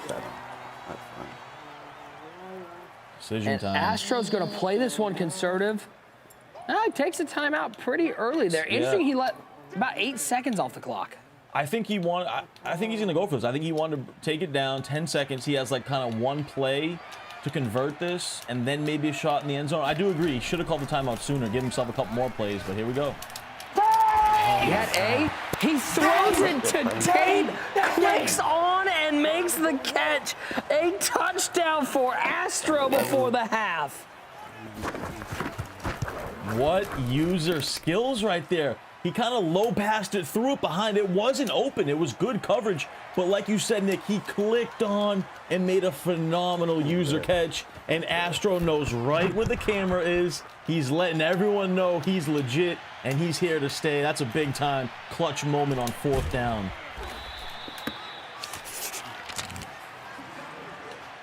I mean, Ty, here's the touchdown. I have literally nothing to say. Tell me what this was. Yeah, this is a crossing route, not really open. He clicks on, though, throws it, gets the aggressive catch. He had to kind of click on the receiver, cut back in, and make the aggressive catch. Phenomenal stick work by the young man. All right, down 11. That'll take us to halftime. A wild first half, to say the least. 28-17, and it will be Astro getting the ball to start the second half. Man, this kid's in a great position, TD. He's thinking about that 25K already. Yeah, and maybe I'm the mush. I'm an honest man. I can admit when I'm wrong, and Astro is playing lights out on offense. You couldn't play any better if you tried. Like, this is insane the way he's playing offense. It's too easy for him. He takes the 2-possession lead going into half. 28-17 your score. Astro with the ball, an opportunity to put this one away early, but still plenty of time for the veteran Kerry Q to get back in it. Halftime here. We need some halftime reactions from Kimmy and User. And I would just like to remind User that even though I did pick Kerry Q, Ty said User big. Ty said that Kerry was going to win big. Not looking like that right now.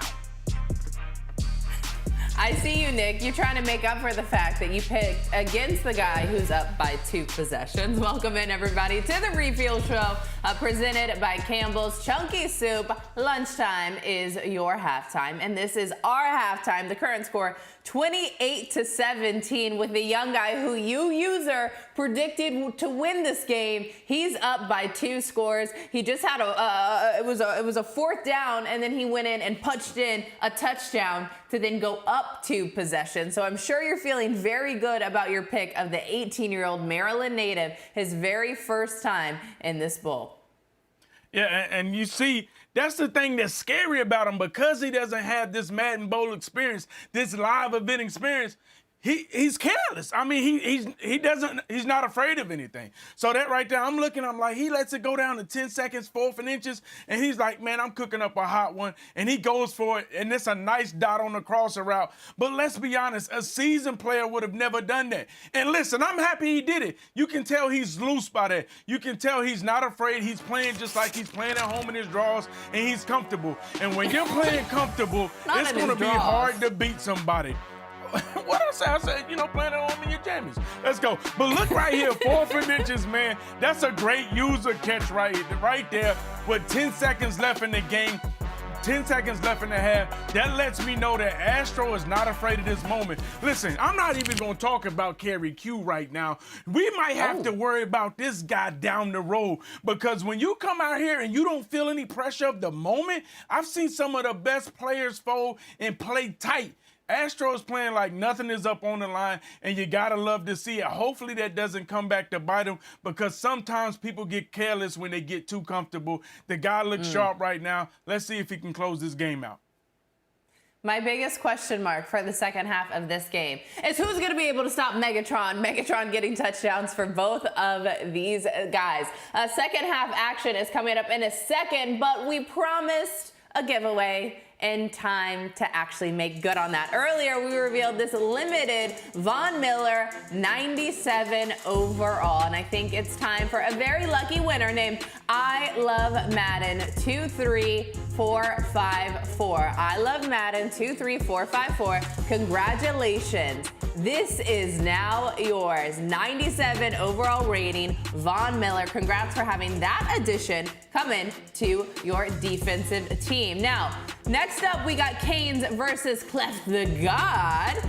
That's going to be a fun matchup. And earlier today, Clef posted on Twitter saying, you know what, I'm feeling good. Let me show y'all getting some gains. Let's go ahead and take a look and see what he said for how he's getting his mind and body right for this matchup. We lifting. He said, getting the mind and the body ready for an all-out war tonight. I will see y'all tonight. Feeling good, feeling confident about his matchup. And then Kerry Q, his response was a little bit more relaxed. He said, I'm in bed waiting for Chipotle at the moment, all right? And a little flex. He's like, listen, I don't need to lift big weights. I just need to lift this burrito and get ready for the matchup. User, which one do you prefer? The Chipotle burrito in bed or getting some gains before the matchup? Listen, Kimmy, that's the difference between, the seasoned vet and the young bull. The young bull is still out there in the streets. He making sure he's nice and tight. You know what I'm saying? You saw Clef on the show. The boy is show ready. You see Kerry Q? Listen, he doing curls sitting down. You feel me? He waiting on his Chipotle. And I'm going to be honest. I'm riding with Kerry Q on this, man. Clef the guy, you can have that gym, man. You know what I'm saying? What we eating tonight? Let's go. Yeah, that's why you got that belly, because you're worried about that food. Before he roasts me, I'm going to just go ahead and toss it. For the second half of action between Astro and Kerry Q, I'm sending it back over to our guys, Nick and T. Davis.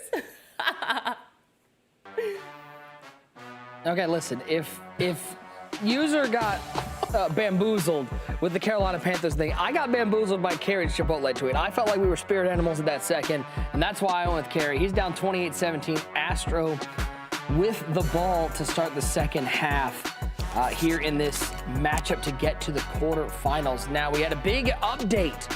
It says small in that first sentence, but Ty, we know how big this one. Madden NFL Direct tweeting out not too long ago an AP update coming. These changes are now live in game. Escape Artist +2 AP for all archetypes. Gunslinger +1 AP for all archetypes. Ty, the Escape Artist, that's something that everybody was asking for, to try to get the Escape Artist AP up. Then they throw in this Gunslinger. They're like, it's like a little hollandaise sauce on top. They're like, surprise, also Slinger's going up by 1. This has drastically changed how people are building their teams. Yeah, a lot of strategy has to go into it now when you think about it. And I thought we might see a little bit more like, pass lead elite. Maybe guys not going with the Escape Artist, but I just do think the Escape Artist is so good. It's like hard not to use. And we saw it in our first game. And we see it here with Astro. The Escape Artist and the Gunslinger ability, Ice and 88 were using it, Astro using it. So it's just so good that even with the AP increase, you got to use it. Ooh, swat it down at the line. Let's bring in our man, one great user. We're talking about this AP update, Gunslinger and Escape Artist going up. What have you seen over the last couple of weeks since that update of how people have changed their approach? No one can A lot of people have been trying to change from Gunslinger to Pass Lead Elite because, you know, Gunslinger is cheaper. You're trying to save that 3 AP because still a lot of these guys need slot apprentice. They need, you know, running back master and all those type of abilities. So, you know, it's a dot. That's a dot right there. It's an Astro out here looking prolific on offense. He ain't worried about the AP. But let's be honest, man, the AP really changed the game because people are falling in love with that Gunslinger and Escape. And now you have to choose. You have to choose which one, Escape or Gunslinger. And at the end of the day, I believe everybody's going to rock with Escape and take Pass Lead. Even though Pass Lead doesn't have the same zip as Gunslinger, you know, at the end of the day, I feel like Escape Artist is the must-have ability. Oh, my God. 3rd and 11 for Astro. 28-17. Opportunity here for Kerry to get one of the stops that he needs. That's the he just used a second half timeout. Here with 3:05 to go in the 3rd. Yeah, that hurts right there. Already down 2 possessions too. You want to save those timeouts as best you can. But this is a big play in the game too, so you got to make sure your defense is set up correctly. Get out! Come on. Nice move. I don't know if you can see, user, but if you look about 5 yards back, Kerry Q's shoes are still there because he just got spun out of them. Oh, is it the Burberrys that he had out there from last week? Yeah, it's the Burberry. The Burberrys are on the field. We got Burberrys on the field. There's literally one Burberry and a 10-pound dumbbell. They're still right there where he got spun out. I guess that's why you don't need to be eating Chipotle, right? Hit the gym, huh? All right, we don't need to be talking bad about Chipotle here, user. That's getting a little too close for home. So we've been having a lot of good fun today, but that's uncalled for. I forgot you a diehard Chipotle, man. Kerry might need another Chipotle bowl or burrito to get his energy up here. He needs to get some juice going in the second half. Ty, you've known Kerry for a long time. Have you ever known him to get animated? Not really. But you know, but the thing with Kerry that I like to see is he's got that smirk. You know, when he's got that smirk and he's kind of, you know, do a couple things here and there, that's when you know he's in the groove and feeling good. When he's just kind of sitting there with that serious face, you know, that's when you know he's kind of uptight and a little, you know, nervous about what's going on. So when you see that Kerry smirk, that's when you know he's feeling good. And Ty, that's one of the things I always said about Kerry Q. Some games you see him play, and you look at him, you're like, oh my, right there, big touchdown by Astro to go up 3 possessions. Sometimes you see Kerry Q's game, and you be like, yo, this guy's one of the best players in the world. Then sometimes you see, and this is the performance you see, it's lackadaisical. He's throwing interceptions. He's burning timeouts early. You're like, what's going on? He's giving up big play bombs, touchdown after touchdown, and you're like, I don't know. And that's why people ask, like, hey, man, looks like you hating on Kerry. No, I've just seen both sides of Kerry. He can be inconsistent in some, but when he's on his game, he's one of the best at it. Yeah, 100% Did he blitz everybody there? Because there was about 4 people open for a touchdown. Yeah, I think all he had was 2 corners out in coverage on the outside and flats. Everyone else was coming. All right, just checking. Carry on with your conversation. I was just curious what was going on there because I was looking left side and there were 2 receivers open for a touchdown and he threw it to a 3rd one open on the right side. Yeah, and back to user's point, I agree 100%. That's the one thing that's kind of, you know, knocks Kerry's whole career. One game, he looks unstoppable. He's running these dudes close like you've never seen before. Then the next game, he's out here just throwing picks left and right. He looks like he's not even focused. He doesn't even care. So that's what's kind of happening in this game, too. Plenty of time still for Kerry, but for me, mainly, it's Kerry on defense. He's got to try to get a stop. His offense has been good. Oh, my. As soon as I say that. Please let me catch that. Cheat him. I mean, the one thing I am totally impressed with Astro here, and I mentioned it earlier, is the fact that the camera has not caused him to clam up, has not made him into somebody who's just, you know, he doesn't want to show any emotion. He's out here being himself. I think that's what, you know, you were saying at halftime about, you know, playing like you're comfortable at home. That's how he's playing right now. 100%. He's playing cool, calm, and collected. He knows where the camera is too. He'll give you a little bit of swag. He'll get loud. He'll get animated. And he looks like he's been here a million times before. Oh my God! This is a flood. Hey, you're not We ready got to for get this the rain boots on, boys. Does user still have the life jacket? Because we might need it. We might need the life jacket. 4th and 2. Quick throw over the middle. Kerry Q able to stay alive, finding Rob Gronkowski. Listen, when in doubt, throw to the best tight end of all time. Kevin! Maybe second. Oh, bro. Shout out to our guy. We got to shout out our guy, Tony Gonzalez, by the way, with the phenomenal intro. So, Tony G, Gronk, 1 and 2, wherever you want to put him. But anytime you're in trouble, throw the ball to Gronk. He'll make a play. There's another pretty good tight end in Darren Waller to the 18-yard line. Kerry just trying to struggle to stay above water at this point. Down by 22. Or 18 if you're doing the correct math. You know. Astro getting stuck on his D-line there. Kerry taking advantage. But, Nick, I think it might be, a little too late here for Kerry. Too little, too late? Well, you got to keep fighting. Josh Allen, he's got the corner. Okay, he had that open a wide. He made it way more interesting than it needed to do, but he found Gronkowski. It ended up in the right spot. Touchdown for Kerry Q. Yeah, he had that open about 4 seconds earlier, just late with the read, and that's kind of been Kerry's problem today. A little bit late with the reads. Seems like he's not super dialed in and focused, but if he can convert this too, that'll make it a 10-point game, makes it a little bit interesting. I don't know if I necessarily agree with this decision. Will it work? How about now? You good with it now? Oh, that's a bad start. Now here comes the onside kick. Guys, stick with us, by the way. We got giveaways coming up after this game as well. That's right, there's giveaways all over the place. As that's picked up by, well, who else? Who else would pick up the onside kick but big number 81, Megatron? Yep. We'll take a look at this little... You see right there, boom, throw it there. Nope, he waited about 2-3 seconds after that, but he's still able to secure it to Gronk in the end zone. And now Astro, looks like he's going to use a little bit of clock here, try to run the ball, get this down to the 2-minute warning at least. This is one of those moments, Ty, you've seen Astro, what he can do. Today, he's been so strong. How's his milk and cookies game, though? Yes, that's a good question. We're about to find out here. He's looking like he's going to single back bunch tight end, look for a stretch RPO. So this is where, being a beginner in these type of games can come into effect, right? You've been in control the whole game. You're dialed in on offense, throwing lasers in your bunch. Then you try to get outside the box a little bit, try to use this clock. That's when things can be tricky for you. So you got to be careful here. So he's going to go back to his bread and butter, his bunch offset. In the inside zone, and boy, he picked up about 8 there. He's going to make it a 4th and 2 as a 10-yard gain on the ground. Astro's going to come out and try to pick this one up. 2-minute warning in our second game of the day. Still got one more game to go, TD, the action here at the Madden Bowl. Here's all I'm saying. There are 2 guys by the name of Henry and Noah who had first-round buys, and they've got to be watching these games going, thank God I don't have to play in the first round. Oh, yeah, 100%. Especially that first game, an absolute sweaty. What a battle that was. This one, too, that's an interesting decision from Astro. I don't necessarily disagree with it, but it does give Kerry a chance here. Keep it in a 13-point game with those 2 timeouts.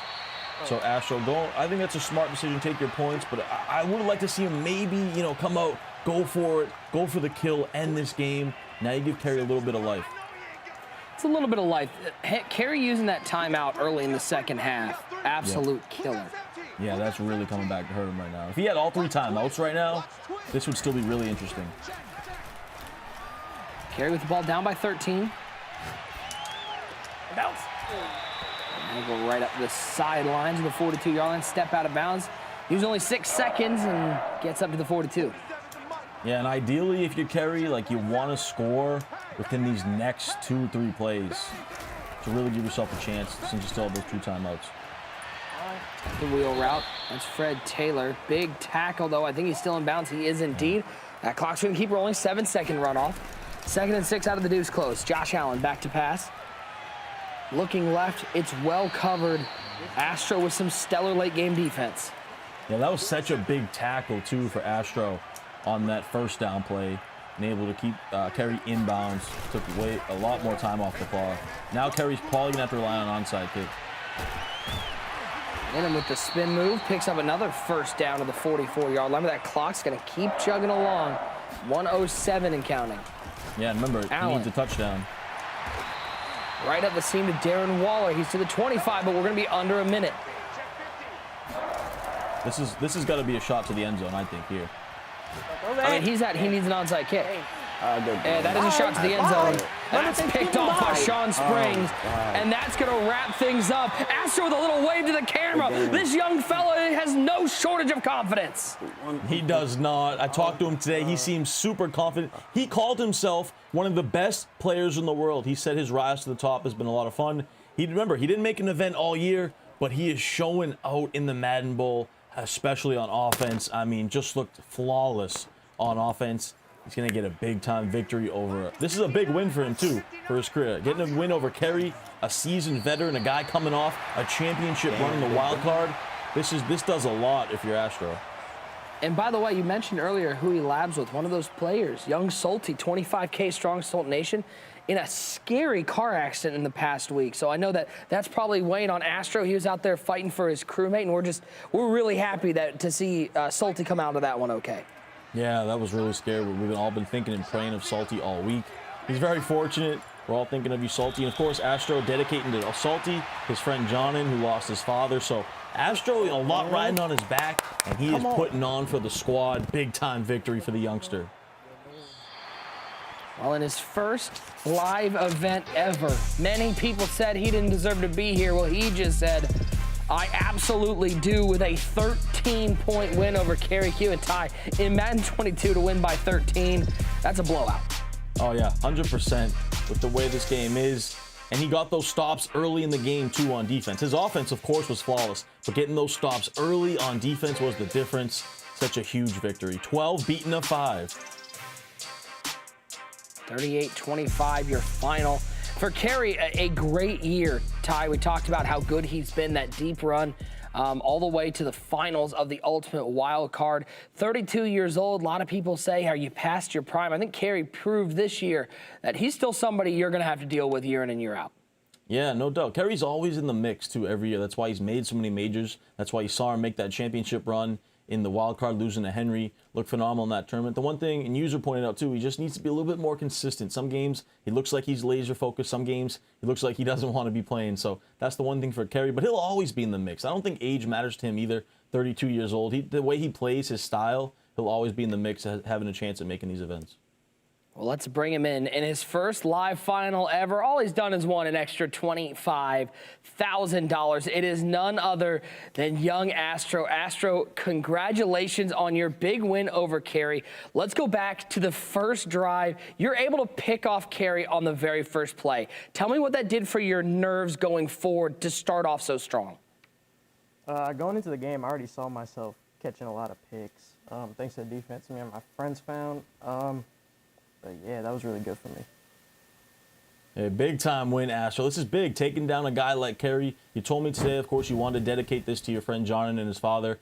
Talk me through just your first event, like with the nerves there and how you kind of battled. You looked flawless on offense, by the way. Take me through the nerves and just how you feel in your first event.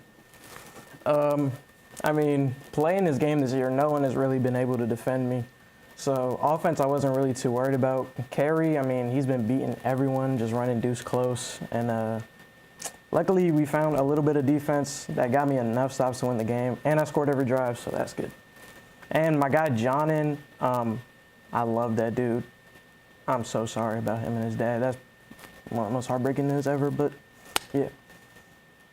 Well, it's always great when you have someone to play for, and I know we're all thinking about him as well. Astro, congratulations. You're going to have your eye on this next game because that's going to be your opponent in the semifinals. Enjoy your win and enjoy knowing that you just put an extra $25,000 in your pocket. We will see you tomorrow for more Madden Bowl action. Speaking of more Madden Bowl action, we've got more coming up. One more game today, and boy, oh boy, is it a battle that I've been looking forward to. We got some veterans involved in this one. We got somebody who was just in the booth with us 3 weeks ago. He's now back on the Madden. He's got his eye on the prize. He wants that belt. It is none other than Keynes taking on Clef the God. I know everyone's going to have their eyes on that one. It's all coming up next.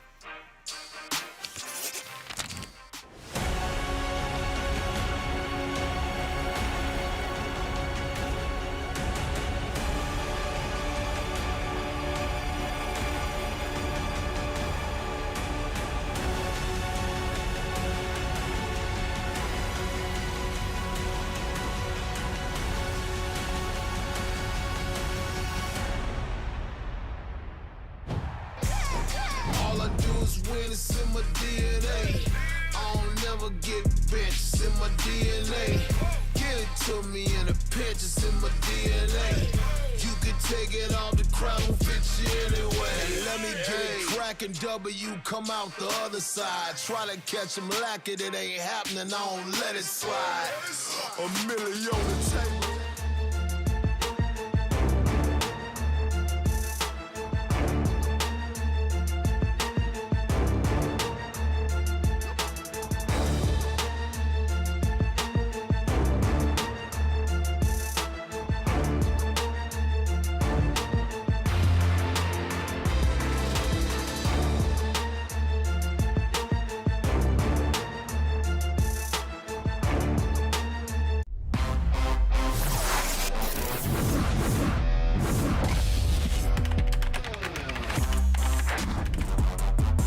One of the best plays in MCS history.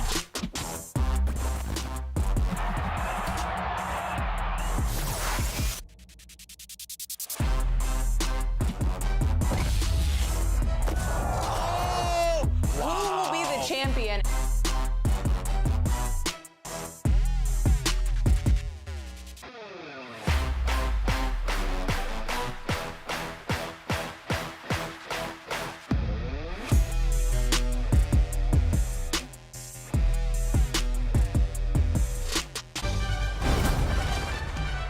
Hello, everybody. What a beautiful evening here in Southern California where all the stars are out for the grand opening of Madden Land.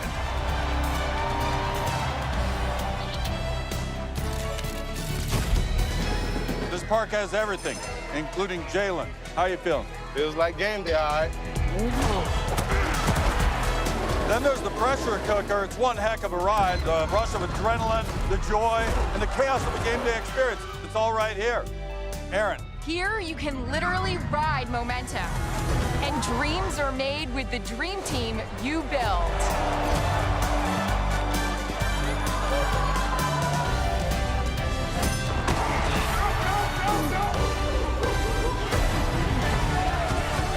Please welcome everybody, Tom Brady. Welcome to Madden Land. It's game time, baby.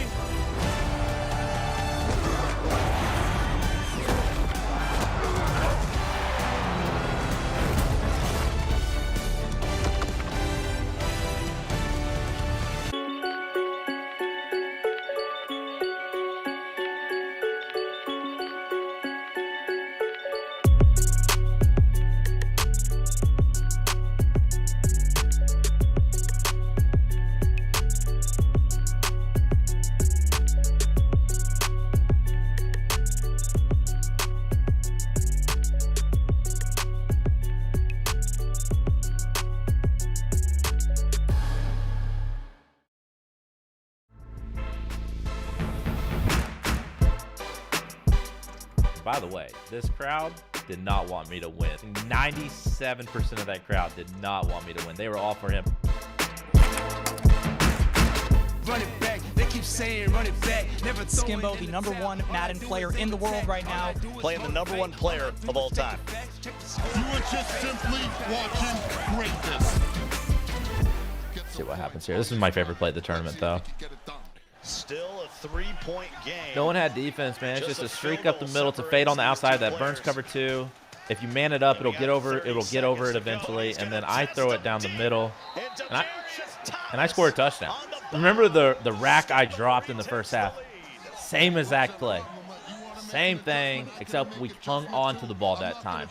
Like that, and that's what I said probably right there after I scored. I was like, oh, we catch that one, you know? Thank goodness we caught that one. You know, like I said, once they get 30, in this Madden, if they manned them up, once they got 30 yards down the field, you cooked them. And Demaryius Thomas in the slot, he's manned up. People think, oh, you can't throw that. No, you can. I burn him, rat catch, and I'm thinking, oh, we finally caught it. You know, just that's kind of what's going through my head. Like, thank goodness we caught that.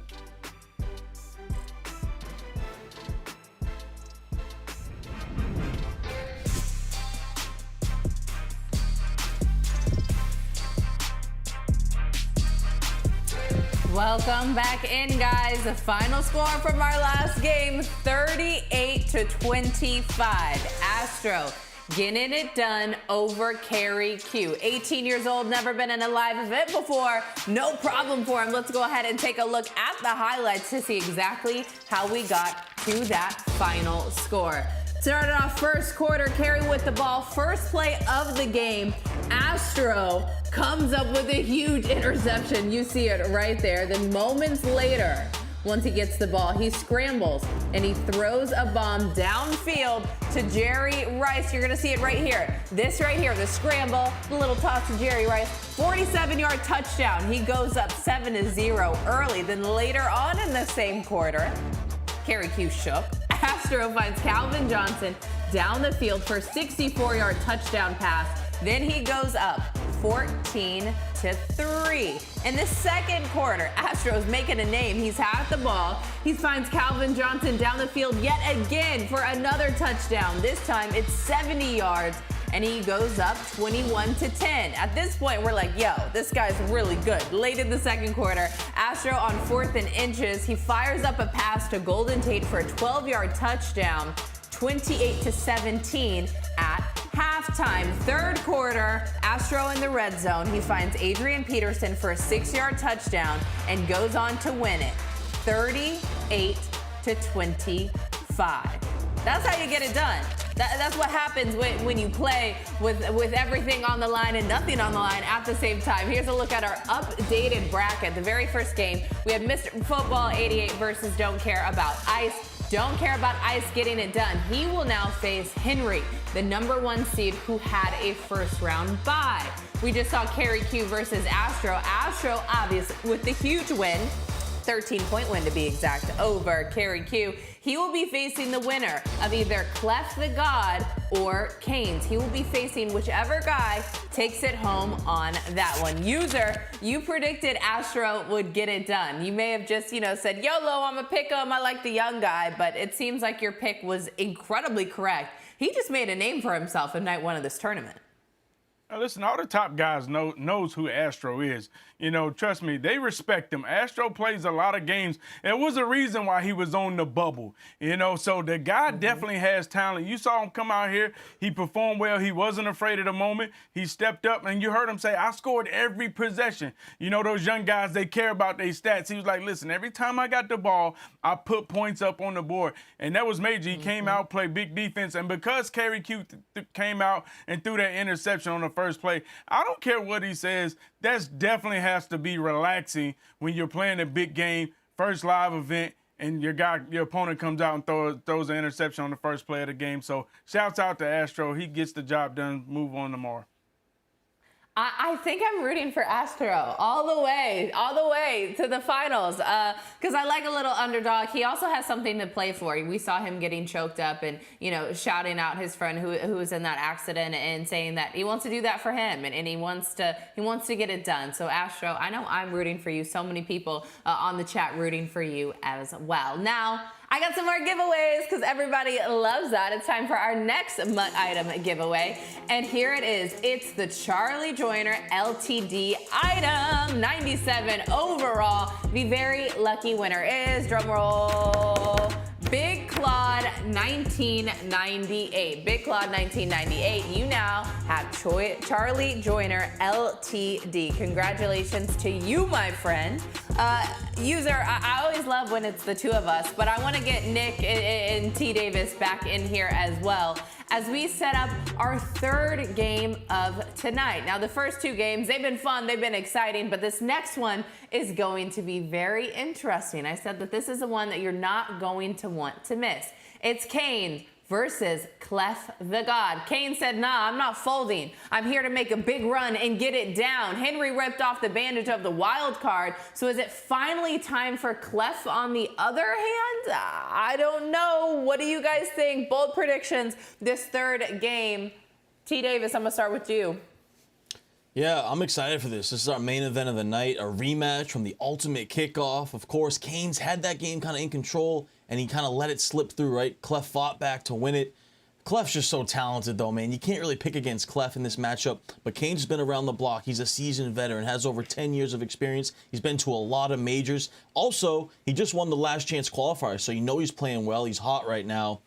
I don't know. It's tough, but I got to go with Clef, I think, in this matchup. But, man, I'm really excited to see these two guys go to war. I think it's going to be a close game.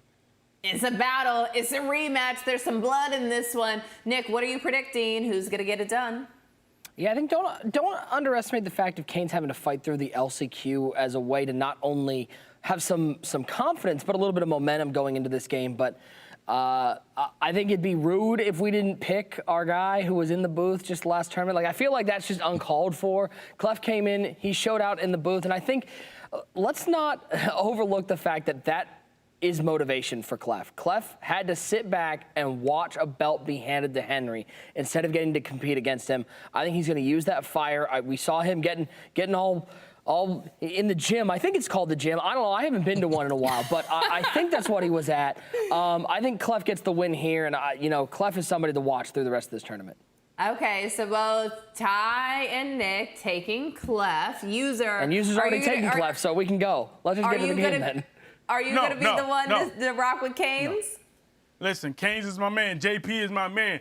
But y'all already know. Ain't no way I'm about to come up here and not put the battery, the gasoline, in Clef the God's back. Listen, you see these Infinity Stones? They represent everything that Clef the God has. He has all the talent in the world. Only thing he hasn't done is get a belt. He saw Hen Dog get it done. Now he's hungry. He was like, I cannot believe I let Henry get it done before me. I gotta get it done. And listen, I'm telling you, Clef the God, I know I said this before. Lord knows I said this before. But this is it. This is his tournament, man. Clef the God, man. Let's go.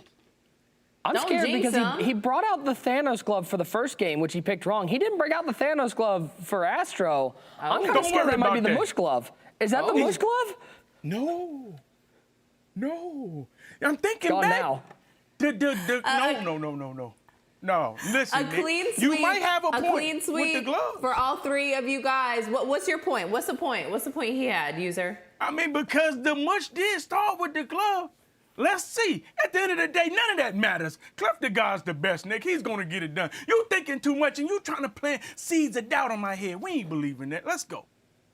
All right, let's go. We're going to hand it off to Nick and Ty to get this game started. It'll be the Gym versus Chipotle, a rematch between Keynes and Clef the God. Take it away, guys. Kimmy, thank you so much. We saw Clef getting ready. We know JP is ready. Keynes and Clef closing out the night here on day one of the Ultimate Madden Bowl. We kick things off inside MCS Stadium. So happy to have you guys along with us. It will be JP, aka Keynes, getting the ball first. Take a look at our tail of the tape this year, and boy, if you covered up the earnings and just look at the win-loss record, you might think Keynes had a dominant year, but he had to fight through the LCQ to get here. Clef the God, Ty, we know the story about Clef. Oh, so close to getting that belt, but just hasn't been able to do it yet. Yeah, for Clef, it's that story of redemption. 2 times he's lost in the championship. You know there's not a more talented player out there without a belt. The same can be said potentially for Keynes. He's been around the block, come close a few times, been to so many majors. He's yet to win a belt. So both these guys really on the cusp of greatness. Clef and Keynes, these guys, they know each other very well. These are 2 veterans of the game. They have had a storied history, and you know, when you get into these battles, there's always history. I feel like no matter what, you're always looking back at what games you've been able to win and what games you can build off of going into these tournaments. And Ty, these guys from all the way back at Madden 18, Madden 19, it feels like they've been parallel paths. Oh, no doubt about it. These guys know each other well. If we're just talking about that game in the Ultimate Kickoff, right, came down to the wire. Both seasoned veterans, been around the block, and been in so many big games too, both of these guys. They've just seen it all when it comes to competitive Madden. That's why I think this is going to be a battle down to the wire.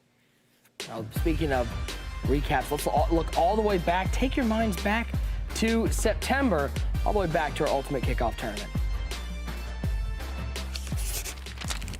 Clef the God taking on Keynes. An absolute dot.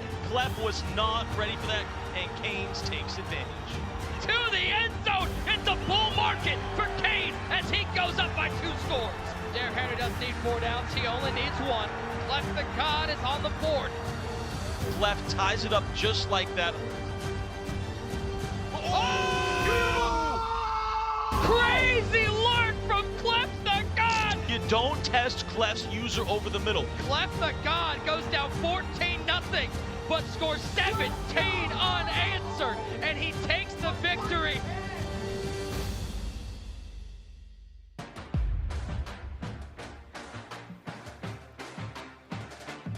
What a game that was. You know Keynes is going to be looking for revenge in this game. 26 years old from Moni, Illinois. 13th overall seed here in the Madden Bowl.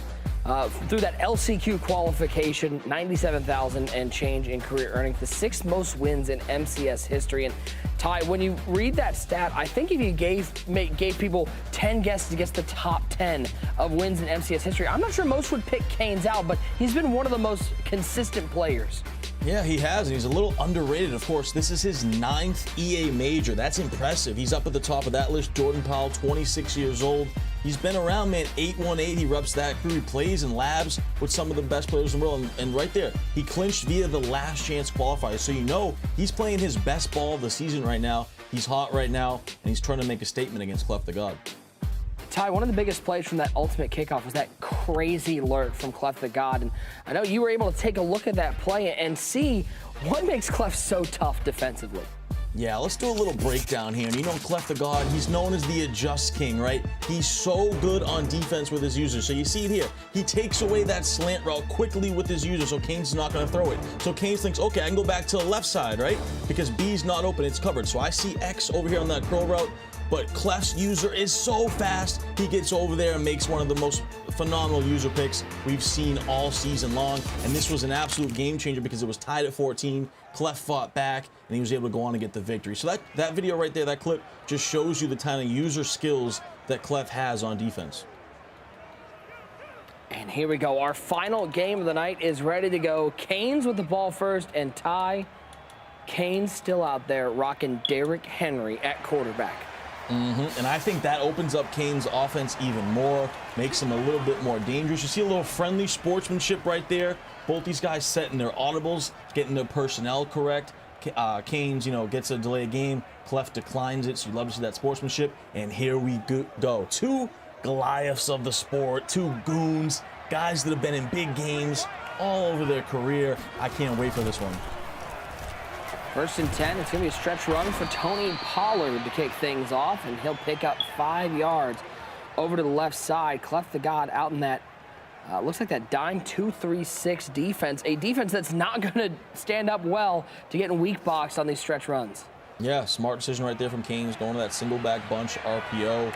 And back to your point, you see the Derrick Henry there at quarterback. No, you guys aren't mistaken. That is Derrick Henry at quarterback. I love it for Keynes, too, because Keynes, like I said, an elite player, but not the most prolific passer. So when you add that element of Henry to be able to roll out, make some plays happen on the run, maybe freestyle a little bit, I really think that opens up Keynes' offense even more. Left goes to that 2-4-5 odd defense, but there's that Derrick Henry out of position from that zero chill program. And Ty, the second he came out, I think everybody was licking their chops. Oh yeah, 100%. And especially if you guys are playing weekend league out there, I'm sure you've all seen a lot of Derrick Henry. He can be annoying to play, but if you're not using him, it's tough because he's just so good. And I'm intrigued here. Keynes coming out in this single back bunch tight end offense, a little bit different now. Going to that RPO, has a couple of dots out of it. I wonder if Clef has been prepared to see this bunch tight end, or Keynes tried to hit him with a little bit of a different wrinkle that he hasn't seen.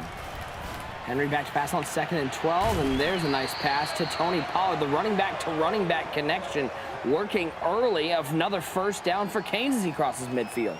Yeah, a little halfback angle route right there. And Keynes, this is a little off meta, I would say. But the fact you have that Derrick Henry at quarterback with the escape artist, he has that pass lead elite ability. Then you have a couple receivers out there with the apprentice. You can really create a nice scheme out of the single back bunch tight end when you add in those route apprentices. Keynes, the first member of the 818 crew. 4 representatives here with Henry, Keynes, Pavin, and Wesley still to with Wesley and Pavin playing tomorrow or playing next weekend. Henry will see in action tomorrow. So Keynes, the first 8-1-8 player to get a chance to play, and you know that was such an impressive run for Keynes, TD, through that LCQ, because as I'm sure everybody who played in it knows, it's such a grind to get through that tough of a ladder than single elimination tournament where only one spot is available on each console. Yeah. Oh, it's so hard. It's pretty much all the best players in the world that haven't qualified just vying for those final 2 spots. It's an absolute gauntlet. Let's add in the fact that he took out one of the GOATs in the final game, going up against Skimbo, took him out to get to this spot. And look at Keynes rocking the little Lamar Jackson jersey he's got, looks like, going on over there. And I think he's caught Clef a little bit off guard in this single back offense. You saw him a couple plays ago, audible over to the deuce close, with a little zone run, trying to counter this 2-4-5 odd. In the 2-minute mark in the first quarter, there he goes back to the deuce close. It will be a stretch run right side for Pollard. Good run defense from Clef the God. Shot the gap and tripped him up. It's going to be 4th and a yard. He's going to go tempo here. One with the stretch. Clef was ready for it. I expect him to go. It looks like he's going to go halfback wheel. And it's well covered. He's being chased, but this is what Derrick Henry can do. First down and more. Escape artist going crazy. Gets to the 11-yard line. Give him 23 on a 4th and a yard. And that's exactly what Derrick Henry brings to the table. When things break down on 4th and inches, you roll out, and there's really no one that can catch Derrick Henry with all that speed. Gets to the sideline. Huge play. First down and 10 as Keynes inside the red zone for the first time. A drop back into shotgun. No surprise, the bunch coming in play, and he'll give it to Tony Pollard. Get a little inside zone action to the 5-yard line. Give him 6. And I want to point out something to the viewers as well. So Keynes is doing a great job with his personnel, right? So some plays, he's subbing in a tight end in this single back bunch tight end at receiver, so we can audible over to things like deuce close, single back ace, 2 tight end formations. He's also keeping 3 receivers in there sometimes and audibling over to bunch and there goes Pollard. offset. And there goes Pollard. He's got wheels. He gets to the pylon. It's a touchdown. The first one on the board to Keynes. Back at it, the LCQ qualifier, the early lead.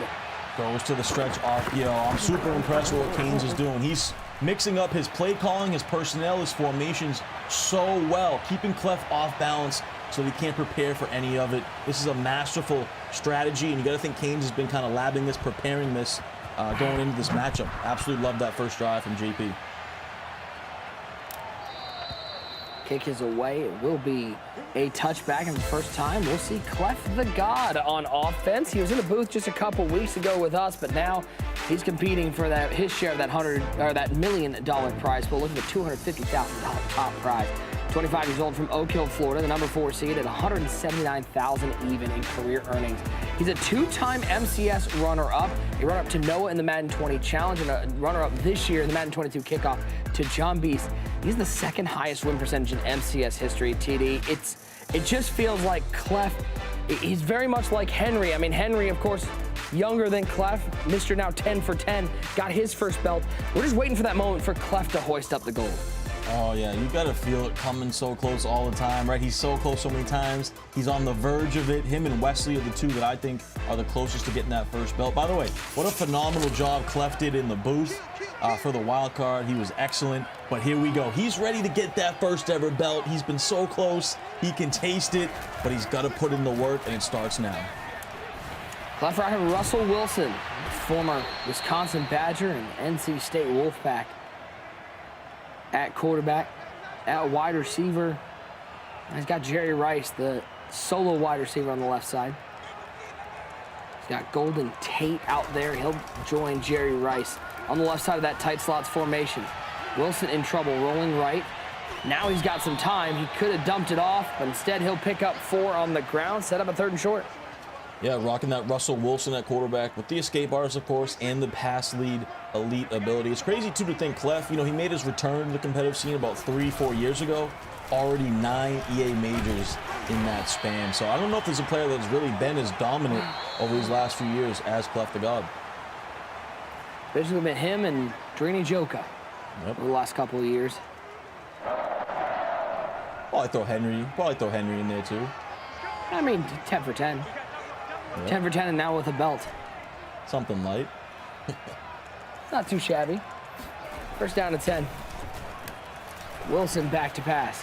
Had the angle on. He's going to take the shot. Right side. He's looking for Rice, who has space, and he's got it. A touchdown. Big play for Clef the God as he looks for who some say, who many say. 2, 3, 4, 5, 6.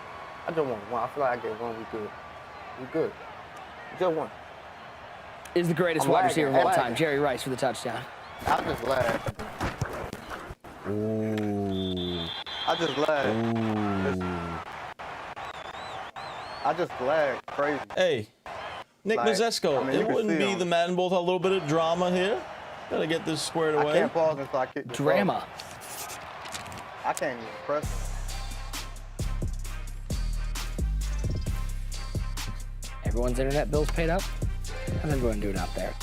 Little drama here in the Madden Bowl. That point is a big point to miss. 7-6 the score. Technical timeout here as we try to figure out what that lag situation was. TD, did you got the lag switch over there? What are we doing? Well, I thought I was the only one that's gonna like lag and lose power tomorrow with this nor'easter hits. But maybe Clef, I don't know. He's down in Florida. I don't think he's getting no nor'easter. So. Yeah, listen. Yeah, I'm not too far from him right now. There's no snow right now. Just throwing that out there. So unfortunate situation there. Obviously, what happened was the field goal lagged, the extra point lagged for Clef, and it looks like we're gonna go back to. We gotta figure out what the decision was here.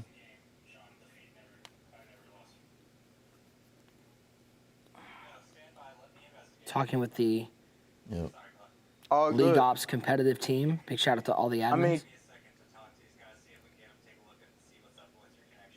All right. Yeah, so you would think that they're just going to give him the extra point, make it tied 7-7. Nah, honestly, that was the but first I'm not time too I've really sure. seen that. And then obviously the next thing is you don't want to deal with lag throughout the game. I mean, listen, I've seen some crazy lag in my time, TD. That was about as bad as you can get, because you saw that kick meter went all the way, all the video feeds glitched out for a second. So we're gonna have our team investigate. We'll see how this one ends up. We'll keep you apprised of any updates. But an interesting start to this game, TD. Keynes, somebody who we've seen, again, 818 crew member, usually in that gun bunch, coming out with a little bit of off-meta stuff, something that we used to see from a guy like Kerry Q. And I love the strategy from Keynes, because Clef probably, maybe we can ask user, but I don't think Clef was expecting to see this type of offense from Keynes, and he's mixing it up so well. Like I said, he went with the 2 tight end personnel, then he went over to 3 receiver personnel, so he's mixing up his play calls. It really makes it tough on the defender to be able to adjust to all this audibling as well. You don't know really what formations to kind of run on defense. So I love the strategy, but the thing is, Keynes in the ultimate kickoff, he kind of came out hot to start that game as well. Went up 14-0. He does it early again here, but he's got to maintain that throughout the game. And for Clef the God, able to get in the end zone on the first drive, hit a big play over the top. I feel like those are the big plays in every game that I've seen Clef be successful in. He's able to get 1 or 2 of those, and that gets the confidence rolling for Clef. Yeah, but I was kind of waiting for the patented, he does the little laser beam thing to the camera. We didn't see it. That's what he's known for. He throws those lasers over the top, throws a little what's it called? Bow and arrow. That's what I'm looking for. Into the camera. We didn't see it, but that was a big play touchdown. And Nick, we've all been through it too. If you've played Madden in an online game, there's been a time where it's lagged and you've had your kick meter go all the way to the other side, and that's like the worst feeling ever. So they got to get this squared away, obviously. Ty, here's a great tweet. This is from our guy, Darrington Evans. By the way, if you don't follow him on Twitch, you got it. You got to. It's live on Twitch. Check out Darrington Evans. There's a couple E's at the end there. You see whose jersey he's rocking? He means business. Now, Ty, we had the Jerseygate controversy with one great user picking Mr. Football in the first game because he rocked the Panthers jersey. This one feels like the ultra version of this. Clef the God out there rocking. I'm sorry, whose jersey is that? Is that Mr. Darrington Evans? Yes, it is. Yes, it is. Shout out to our guy, Darrington Evans. Always supporting competitive Madden 2 and always supporting his guy, Clef. Awesome. I guarantee he's tuned in right now, cheering for his guy, but we got to figure out what's going on here with this extra point situation. I'm getting word it looks like we're close to going back to game. They're still investigating the situation, but it seems like everything has calmed down. And Ty, these breaks, they happen. We've had these technical timeouts before. Do you feel like this benefits either player, or is it so early that this is just going to end up being a wash? Yeah, so early. It's definitely a wash. We haven't seen much from either guy yet.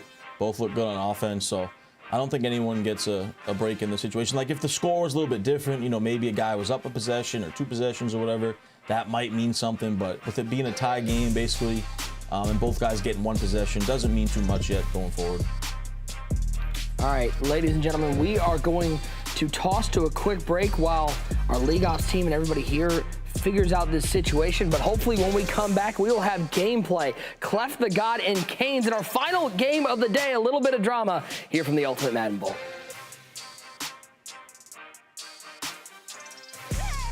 All I do is win, it's in my DNA. I don't never get benched, it's in my DNA. Give it to me in a pinch, it's in my DNA. You can take it off, the crowd will fit you anyway. Let me get it crackin', W, come out the other side. Try to catch him lacking, it ain't happening on.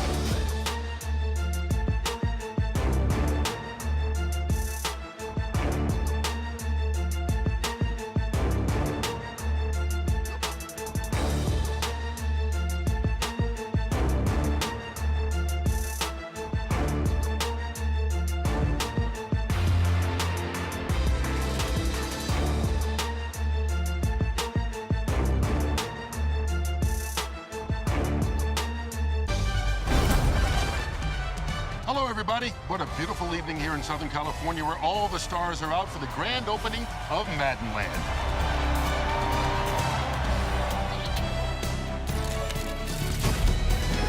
This park has everything, including Jalen. How you feeling? Feels like game day, all right. Then there's the pressure cooker. It's one heck of a ride. The rush of adrenaline, the joy, and the chaos of a game day experience. It's all right here. Aaron. Here, you can literally ride momentum. And dreams are made with the dream team you build.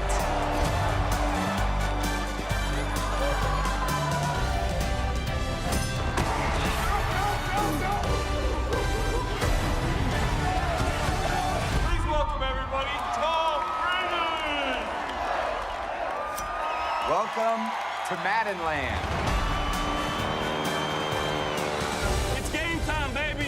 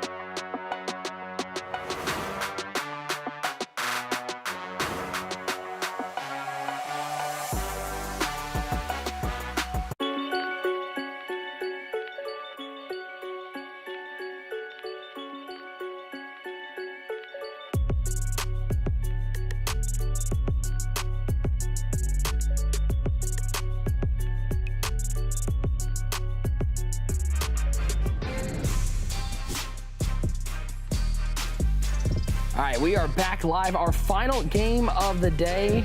Now we've had a little bit of drama here. Clef taking on Keynes. So here's the situation. Score right now, 7-6. Keynes with the lead. Clef the God missed his last extra point due to a lag issue. They believe they have that solved. So because of this, the next time that Keynes scores a touchdown, he will intentionally miss the extra point to even that one out. Ty, a great job by our Madden League Ops admin team dealing with a situation that I think we've all been in the era of online gaming. Oh, without a doubt. Like I said, a couple minutes ago, everyone that's played Madden Online has been in that situation where they're kicking a field goal, an extra point, and the game lags. Your meter goes all the way. It's one of the most unfortunate things, but great job by the team getting this squared away really quickly there. And now we're back to ball. Here we go, back to the Madden Bowl. Big time matchup, Keynes and Clef. Keynes with the ball, 2nd and 6. Derrick Henry at quarterback. He'll drop back to pass with Henry. 5-man rush. Picked up well initially. But good coverage downfield from Clef. He'll throw this one away. Yeah, audible over to that single back deuce close formation. You see there Keynes, subbing in tight end and receiver. He's really switching it up well in that slot position. So sometimes he has a tight end there. Sometimes he has a receiver there, allowing him to audible to different formations. 3rd down and 6. Henry back pass screened out off the edge from Clef, and a great tackle made just shy of the 1st down marker. It's being 4th and a yard, and no decision here from Keynes as Clef will be forced to use a timeout to get his defense reset. Yeah, that was high-level play by both guys right there. Clef kind of baited him, stayed on that in route long enough, but then Keynes, with the patience, waited, then threw the in route, and then Clef clicked on and made a nice tackle, and now here we go. This is a big play in the game early. 4th and a yard, he'll go to the deuce close. Henry under center, Pollard in the backfield. Does Clef have some defense here to get a stop early in this game? It's Henry back to pass. Great throw to the flat. He finds Waller, only needed a yard. He picks up 3. Yeah, it was a tight window. Looks like Clef was playing Tampa 2, cover 2, but his zone drops were at about 5-10 yards, and Clef just able to sneak that flat route underneath to get it there for the conversion. So Keynes picks up a big 1st down, now 1st and 10. He'll give it to Pollard. He's got some room right up the middle, going down Broad Street. He'll pick up 10, an easy 1st down for JP. Yeah, I'd like to see Keynes keep going to that looked like a little inverted wham dive play. He went to a zone play earlier. That 2-4-5 is pretty vulnerable to the inside, especially when Clef, brings his linebackers back. They start off on the line, but then he brings them back. Now Clef completely got out of that defense. Clef going to the 3-3-5 wide. So now we'll see if Keynes can recognize that. But that's big time right there because Clef did not feel comfortable against his offense in the 2-4-5. He switches it up, and that's what Clef is known for, being able to adjust on the fly.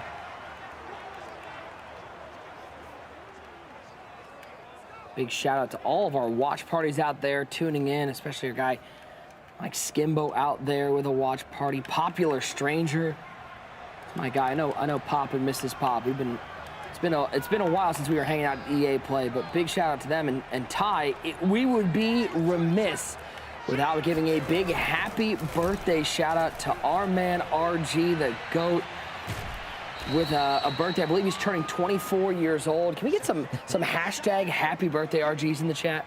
Yeah, everyone in the chat, get your hashtags happy birthday RG in there. Shout out to my guy RG. Big time birthday celebration. And I know RG tweeted out earlier, he's watching the Madden Bowl for his birthday, supporting us, and we love you, RG. Happy birthday, my brother. 3rd down and 5. Henry under center, bunch to the left side, tight end on the right side, Pollard in the backfield. As look at Keynes, always mindful, he's a veteran. He's going to use all this clock and take it down to the 2-minute warning. Yeah, Keynes rocking the mask, too. Do we call this swag? What do we call it here? How do we feel about this? I think it's an intimidation factor. You never know what he's thinking or what he's saying. I don't know if Clef's going to be intimidated by anyone. I don't think so. Clef doesn't get intimidated easily. No. I flexed on him once during the last broadcast, and he put a picture of me up in bare feet, so that was uncalled for. Screamed at. Henry breaks a tackle, and Keynes will step out of bounds before he takes a big hit. He'll lose a yard, 4th and 6. And Clef switching over to that 3-3-5 wide. He feels much more comfortable in it. He's been able to adjust on these last few plays. Now this is a huge play in the game for Keynes. Crucial 4th and 6. See if he stays in this bunch tight end or he's going to audible out. Looks like he might audible to the regular gun bunch here. Going to go tight slots. Go to tight slots. Look like a little base-aligned dime 2-3-6 from Clef. 4th and 6. Good coverage. I don't know what happened on the left side there, but Keynes found a dot, and Clef can't believe it. Who threw that? He threw that. Clef, I can indeed confirm he threw that. Well, have you guys heard Have you guys heard of the wheel route? Listen, if you don't think it's open, you speak of? If you don't think it's open, just throw it. Throw it with a low pass. I thought he was going to try to go to the right side, but he throws it to the left side, and Clef is right. I mean, that was a bag for it. Clef did a great job, and Keynes is very fortunate. Low pass, kind of as soon as he cut up, and he's able to click on and make the user catch on a crucial 4th down. 2nd down and 6. Stretch around for Pollard. He'll pick up the 1st down as Keynes working this clock. Guys, halftime, we got more of those giveaways, more opportunity to get some free items. And also, guys, make sure your EA account is linked to your Twitch account so you're earning those drops, because there's a free Derwin James for everybody out there who earns those drops. So make sure that is linked, and make sure you stick around at halftime for some more giveaways. I know Kimmy's excited. I don't think I've ever seen, I know she got married. Okay, I'm sure that was the happiest day of her life, but I think that her happiest days are those giveaway days. Oh, yeah. Who doesn't want that Derwin James, by the way? 97 hit power, 94 zone. You power him up. Get that Chargers theme team that user hates. But, yeah, that Derwin James is a beast. Bunch of giveaways at halftime. And now Keynes, too. Honestly, Nick, is this the most we've seen someone run the ball here in Madden 22? Yeah, I'm getting, like, Madden 20 flashbacks. 2nd and 6. Henry back to pass. Wheel route. Tony Pollard, 1st down to the 4-yard line. Keynes will use his first timeout. And let's talk about the veteran savviness of Keynes, of course, using the clock like a professional. This is what separates guys, being able to use this clock, making this the last possession. But, of course, the key, the most important thing here is punching this in for a touchdown, not settling for 3. Clef doing a lot of adjustments defensively, trying to find the formation that works best. This 3-3-5 wide seems to have his best run defense. He's been able to get a couple gap shoots in the backfield. He's making it much more difficult with this run game. Overall, too, I would say, he's making Keynes kind of work for everything. He's forced Keynes into a few 4th downs on this drive. Of course, he threw that flat route earlier on 4th and inches, then that crazy wheel route on 4th down. So Clef's putting him in tougher spots, but Keynes keeps coming up big here. But now, only 1 timeout. He probably has 1 shot to the end zone. And if he doesn't score, he's going to have to use that timeout and take his field goal. But he might have 2 plays. It depends how fast these go. You got to be really careful.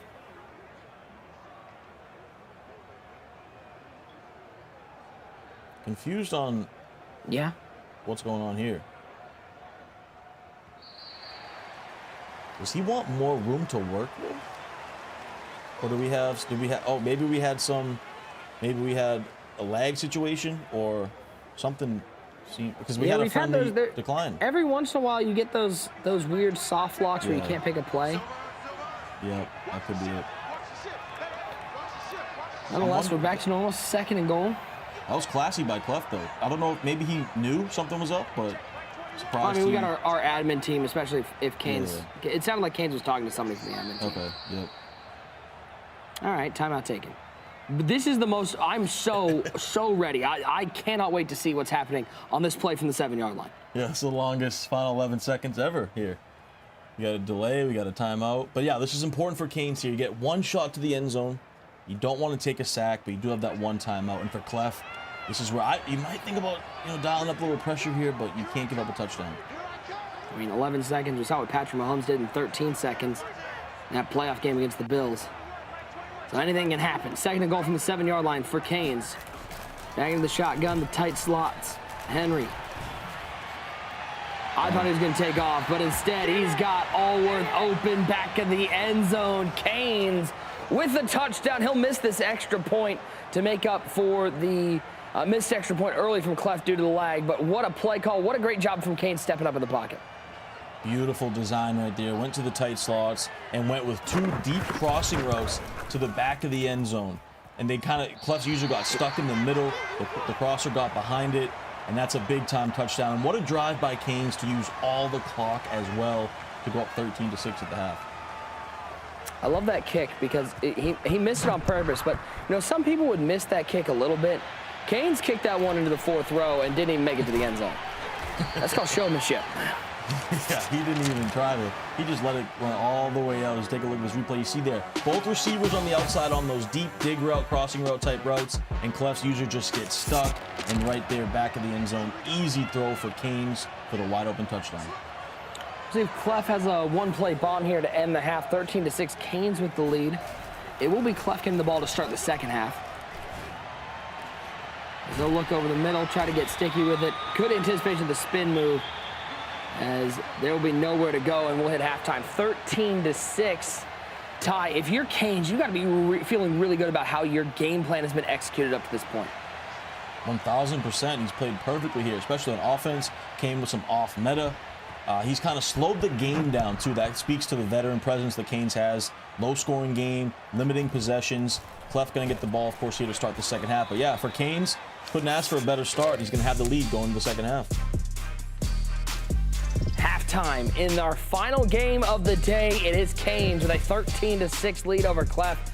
We'll see what Clef can do on the opening drive of the second half. But before we get there, we got to throw it back to Kimmy and User. And I know User, he's staring at that Thanos glove wondering, what have I done? What has he done? Welcome in, everyone, to the Refuel Show presented by Campbell's Chunky Soup.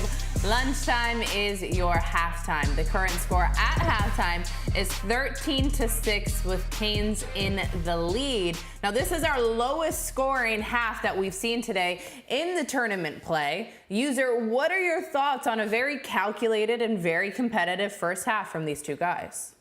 I mean, both of these guys, they are in their bag.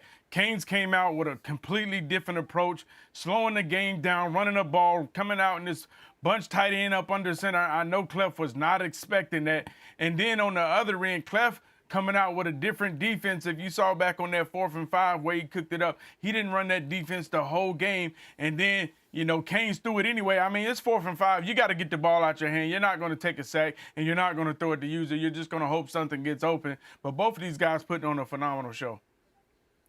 What's your biggest takeaway, other than both of them being incredibly strategic and trying to slow down the clock and make really good decisions? Tell one good thing from each of these guys. One for Clef, one for Keynes. I mean, I knew it was going to be a hell game. I gassed it up, but I knew it was going to be a hell game. Keynes is a tough player. Keynes, he's being patient. He's not forcing. And him, honestly, switching the game up, saying, you know what, I'm not going to stick to what I'm used to. Clef the God is known for being one of the best adjusters. I'm going to come out here and throw him completely off, running that pistol bunch. Running a bunch tight end up under center. And you got to tip your hat to that. It takes gall to switch up your game, especially going into the biggest tournament of the year, and you know you're playing one of the best players. Then Clef the God, you see he's really trying to prepare for the pass, and he's getting antsy with that 2-4-5, and he's finally like, you know what? JP's going to commit to running this ball. Let me leave this 2-4-5 and run that 3-3-5 wide. He knew on 4th down when he tried to cook up that pass. When he came out in the dime 2-3-6, he knew the pass was coming. Just unfortunate for him, he could not get off the field. All right, well, 13-6 as it stands at the half, with Keynes with a slight edge, one score better, but we have so much more in store in the second half. But before we get there, what about another giveaway? Because we love them so much. Now, this is an item that the community has been raving about, and we've been listening. The Playoff Part 3 release has finally hit Madden, and this LTD Stephon Diggs 97 overall is one that would be an improvement to absolutely any offense out there. 94 and above in every single category. User, I know you got some words about this one. I know you got thoughts about this. Oh, the Stephon Diggs is tough. You know, I mean, honestly, he goes great with the Buffalo Bills theme team and the Vikings theme team. He gets 99 speed once you put him out there with the theme team. This is a limited card, so you know you're going to get 250 coins whenever you're done with him. You can trade him. But this Stephon, I'm not a fan of his team, but Stephon Diggs is easily one of the top 5 receivers in the league, in my opinion. You don't have to be a fan of his team. I'm not a fan of his team either, but I do know that he is one of the greatest wideouts in the game. The very lucky winner of this one is Fresh3 Saiyan. I don't know if I'm saying that right. Fresh3 Saiyan. Congratulations, you now have Stephon Diggs in your team. Now, we got one more surprise giveaway because, you know, I don't know, we're feeling good. It's a new year, it's 2022. We like doing things for everybody out there and everybody who's rocking along and streaming with us. So our next surprise giveaway, as you guys may have seen earlier today, it's in honor of the career of Ben Roethlisberger, EA is releasing a special 97 overall Big Ben tribute card in Madden Ultimate Team. Now, this Big Ben will release tomorrow and will be available in packs and direct training purchase for 48 hours. Congratulations on an incredible career. The very lucky winner of this one is, drumroll, Vic HD Farm. Vic HD Farm, congratulations. You get the special Big Ben card. Now make sure you guys stay tuned on game messaging or at EA Sports _MUT for confirmation on when this item is live in game. And plus, you guys, you actually really want to stay tuned with us because at the end of the night, we will be giving away all of the items that we showed in a dump truck. You guys have been spamming us saying dump truck all night long. We're listening, we hear you, and if you continue to stream and stay with us tonight, you have an option to win all of these. Charlie Joyner, Big Ben, Stephon Diggs, and Von Miller. All right, that'll wrap for us at halftime. It's time to get over to our guys, Nick and T. Davis, for the second half of our final game of night one. Kidman user, thank you so much. We've got 10 minutes of gameplay left. 13-6 is our score. Keynes with the lead. Clef the God with the ball to start the second half. Nick Masesko, Tyler Davis along with you. TD, this feels like a big drive for Clef the God coming up to answer the late first half touchdown from Keynes. Yeah, definitely. Keynes is playing a great first half here. Clef going to get the ball. Had a feeling this game would go down like this. I think we're going to go down to the wire between two of these guys, two of the best players in the world. Going to be kind of one of those grinded out. You know, there's going to be points on the board here, but it's going to be compared to the rest of the Madden 22 season. It's going to be a little bit more grinded out, difficult to move the ball while getting those stops on defense.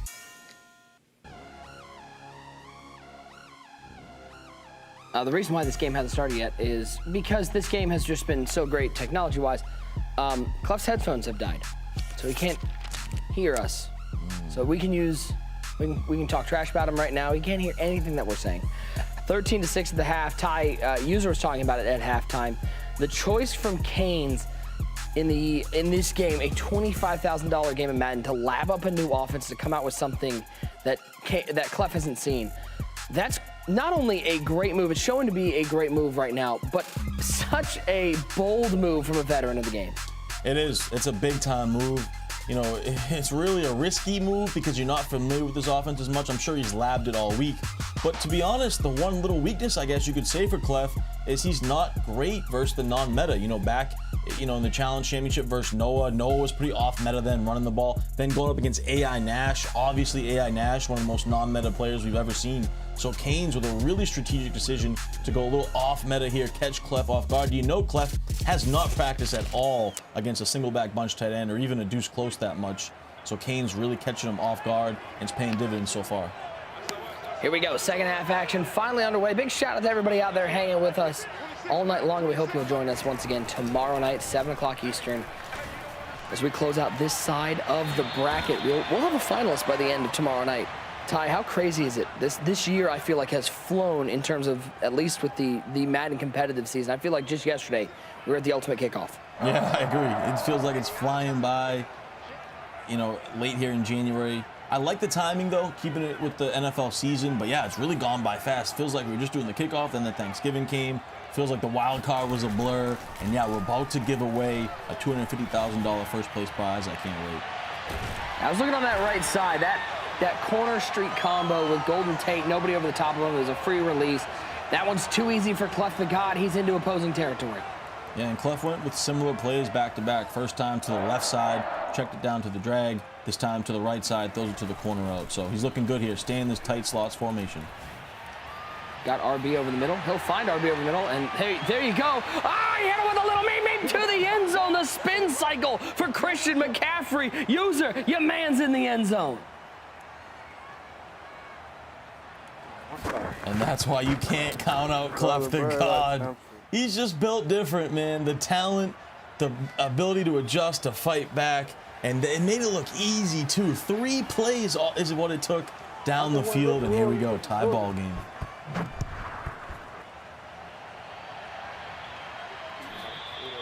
Keynes will take this one out to the 25-yard line as we take a look And this touchdown one more time. Just a little angle route over the middle. Such an easy read, but then getting sticky out there, hitting the spin cycle. Yeah, Keynes' user just got caught in no man's lane. He didn't know if he should guard the crosser or the angle. Clef throws the angle, and you said it.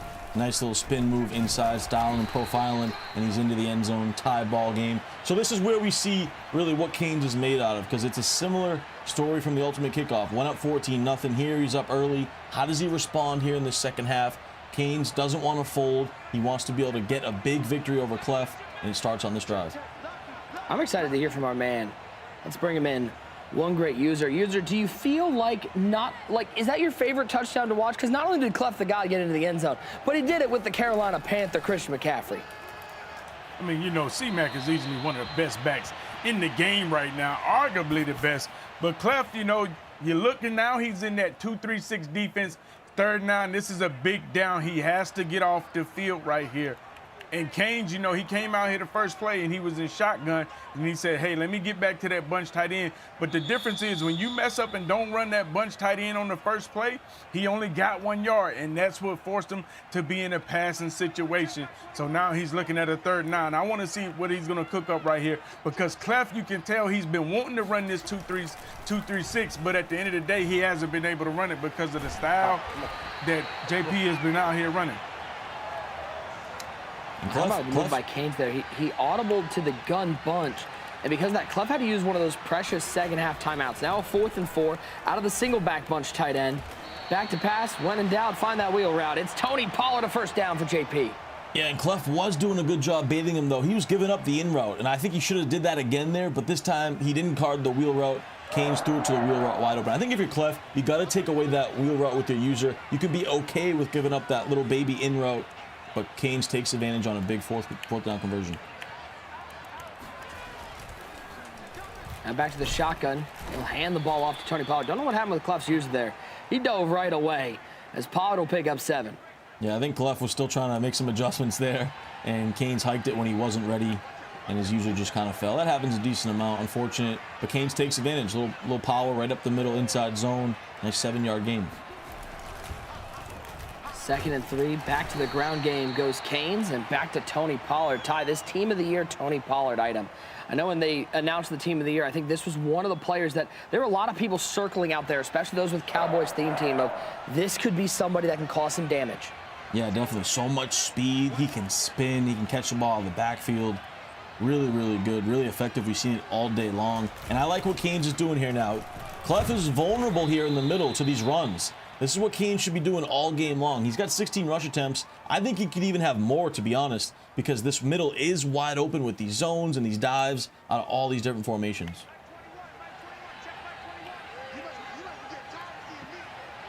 Clef back to this dime 2-3-6 will. I feel like the 3-3-5 wide was where he was having the most success stopping the run. But we've also seen Keynes dial up some passes out of this under center. He'll go right back to it, and that was some pretty good run defense out of the dime. Able to hold Tony Pollard to no gain.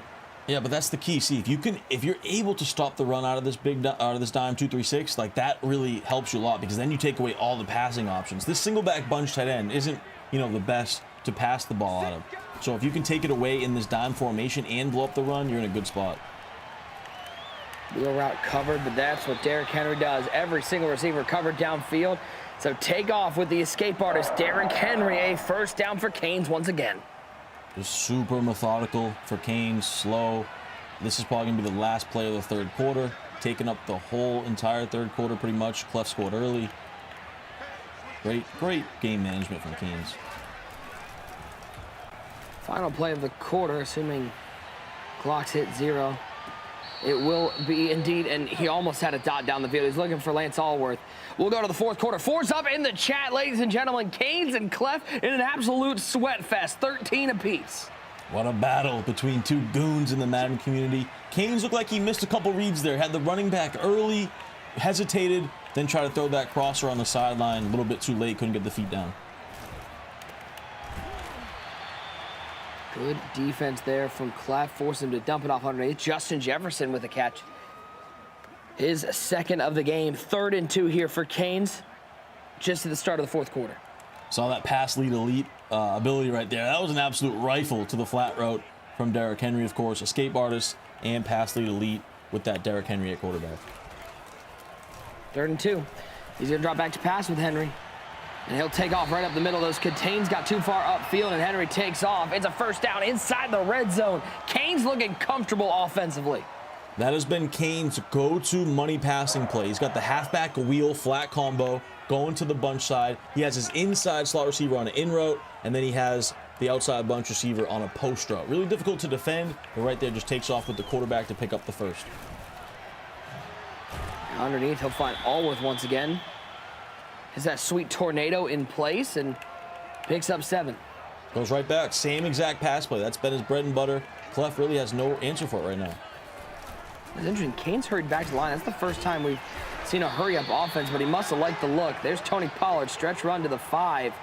This has been a masterful clock-using drive for Keynes, but Ty, if you're Clef, you got to feel pretty good. You're going to get the ball back here, even if he scores a touchdown. And if you're Clef, are you thinking, even right now, man, I might have to go for 2?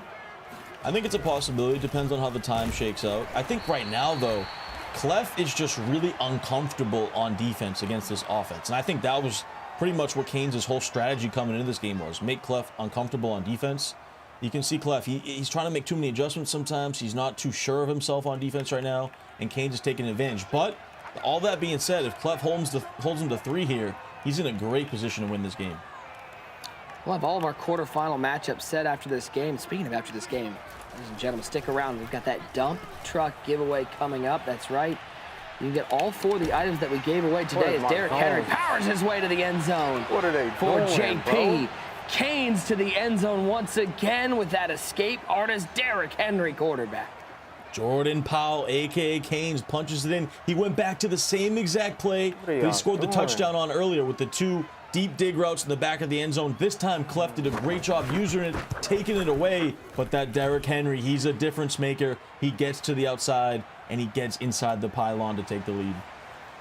So, Ty, this is what champions are made of. Clef the God's going to have about 244, down by 7. He's going to have to find a touchdown to either keep this game alive or to get an opportunity to go for 2 to win this. Yeah, this is the moments that Clef the God shows up. These are the moments he thrives on. He's built for these moments. As we take a look at the replay here, same play from earlier, double crossing routes back to the end zone. You see Clef takes it away with Taylor Mays, but too much space out there, and Derrick Henry gets inside the pylon for a touchdown. Keynes did the job, scored, big time touchdown, and now Clef, all the pressure's on you, my guy.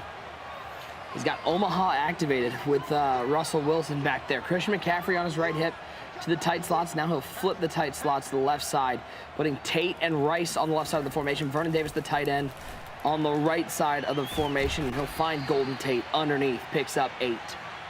Yeah, we've seen a lot of flat routes in this game. Guys playing back with their coverage. And those flat routes, you can check it down to him underneath for easy completions. Clef 7 for 7 passing, so he really hasn't had any of those big plays except the early play. Besides that, it's been kind of check down central. But that's fine. If you can do that on this drive, move the ball methodically and get down to scoring range. 2:07 and counting, 2nd and 3. Roll out with Russell. He'll step out of bounds, pick up 2 with 2:02 to go. This will be the final play before the 2-minute warning. Looked like he might have had the angle route right there a couple times, early and late, but hesitated and lives to fight another down. 3rd and short.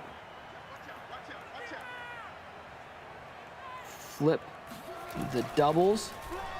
Wilson back to pass, 3-man rush. He can take off if he wants it, but he's got Christian McCaffrey open. I don't know what those zone drops were at, TD, but it seemed like they were very far back for a 3rd and 2.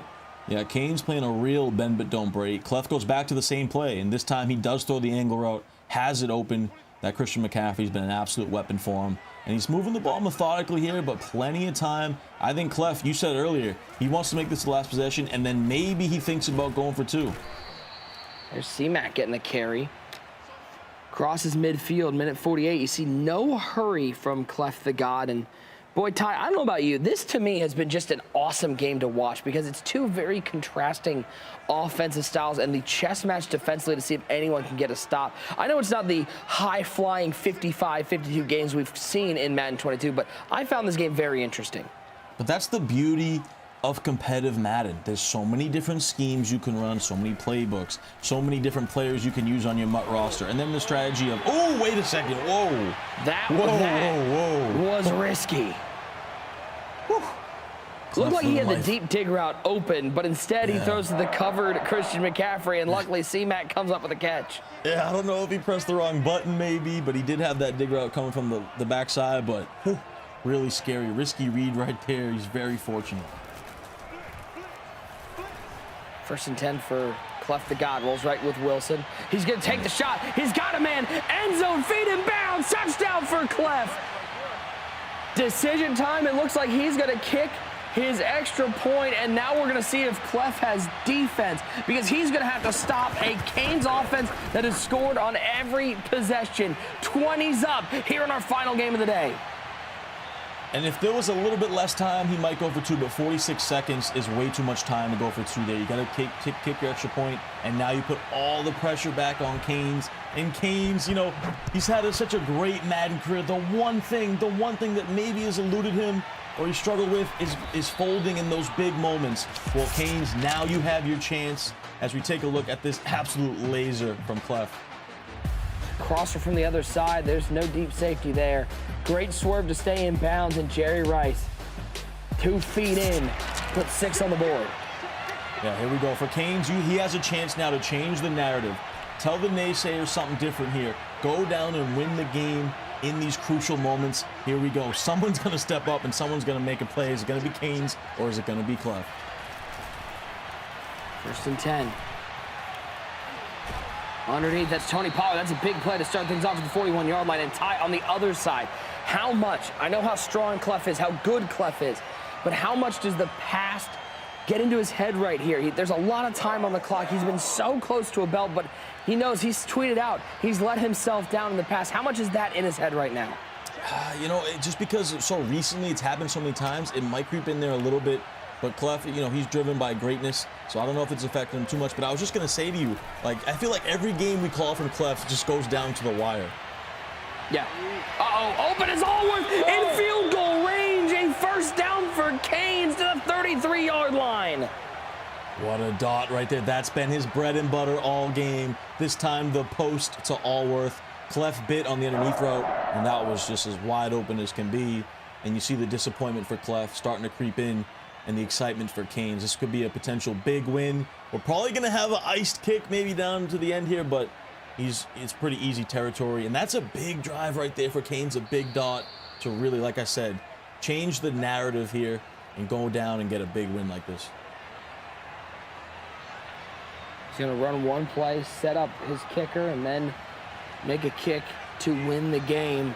Ty, if I'm user, that Thanos glove's got to go. Yep. 0 for 2 on the 0 for 2 for user. He almost burned too much time there. Yo, he sat down, nobody touched him, and so that clock kept ticking. 2 seconds left.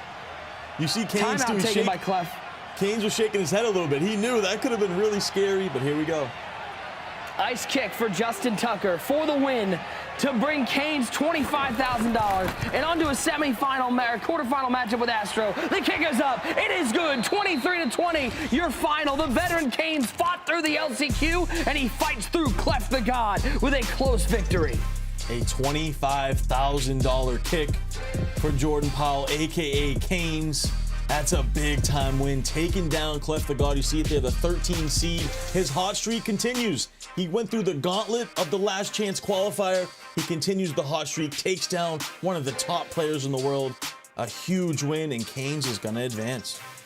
Ty, this is a game that I feel like we could watch this game 10 times, and it would go 5-5. It just ended up who had the ball last.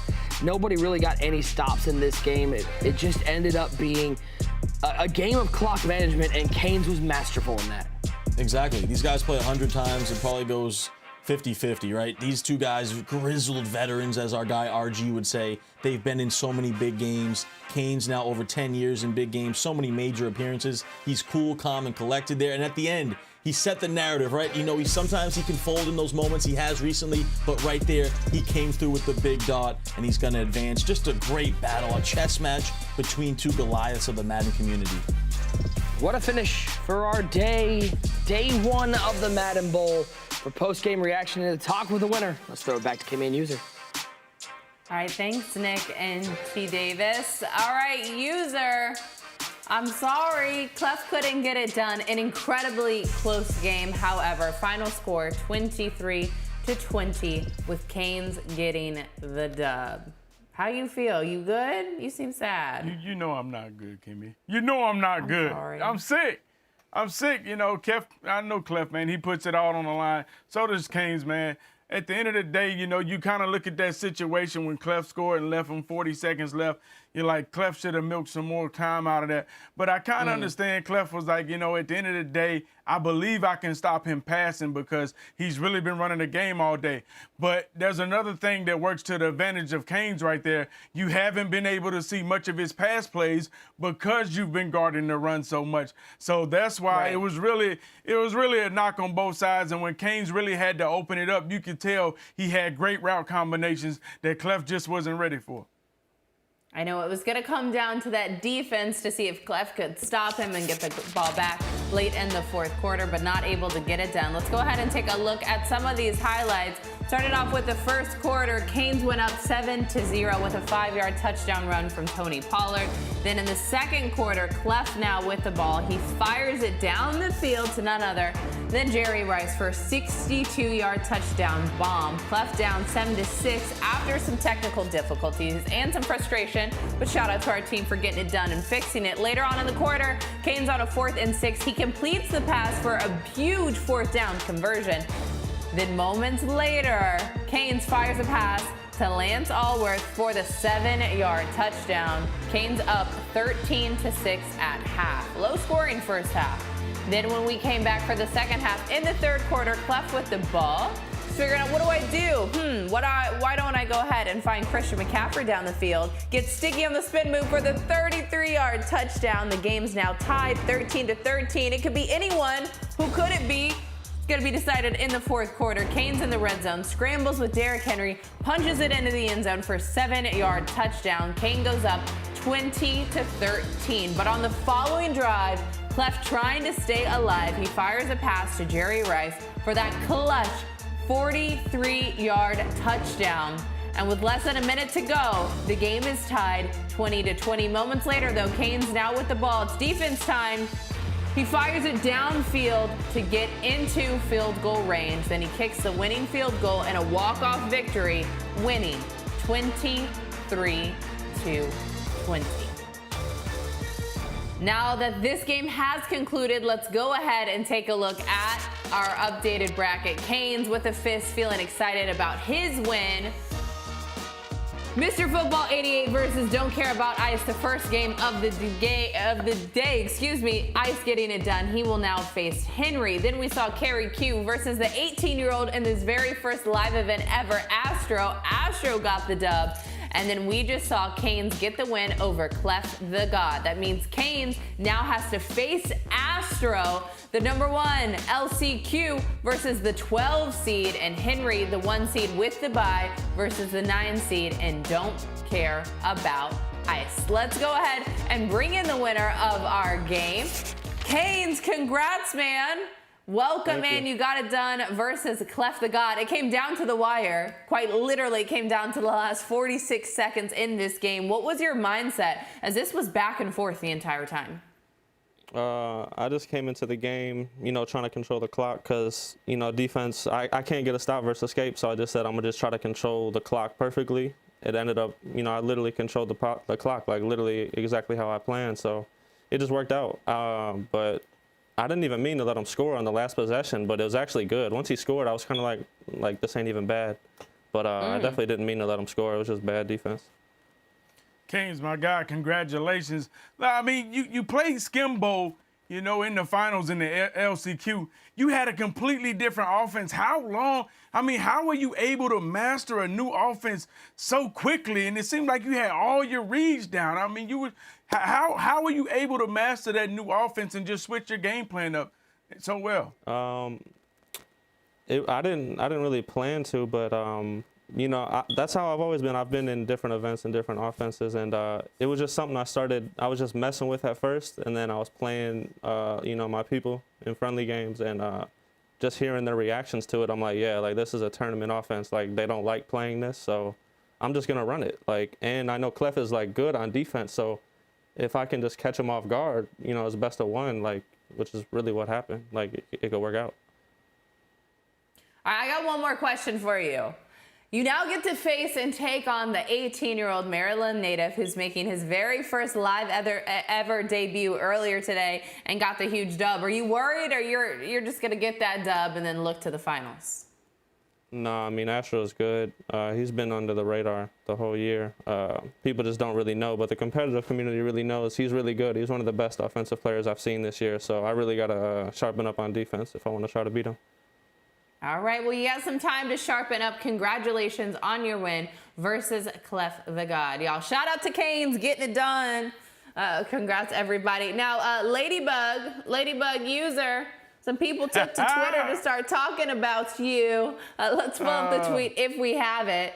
Tony Campus, he tweeted, hashtag Ultimate Madden Bowl. Did someone say Ladybug, question mark? Did someone say Ladybug? Let's see if we can pull up the tweet and see it. You were getting roasted. That's just why I want to bring it up, because it was funny. And you know the sad part I like being funny and being able to roast you. Here it is right TK, here. that's my guy.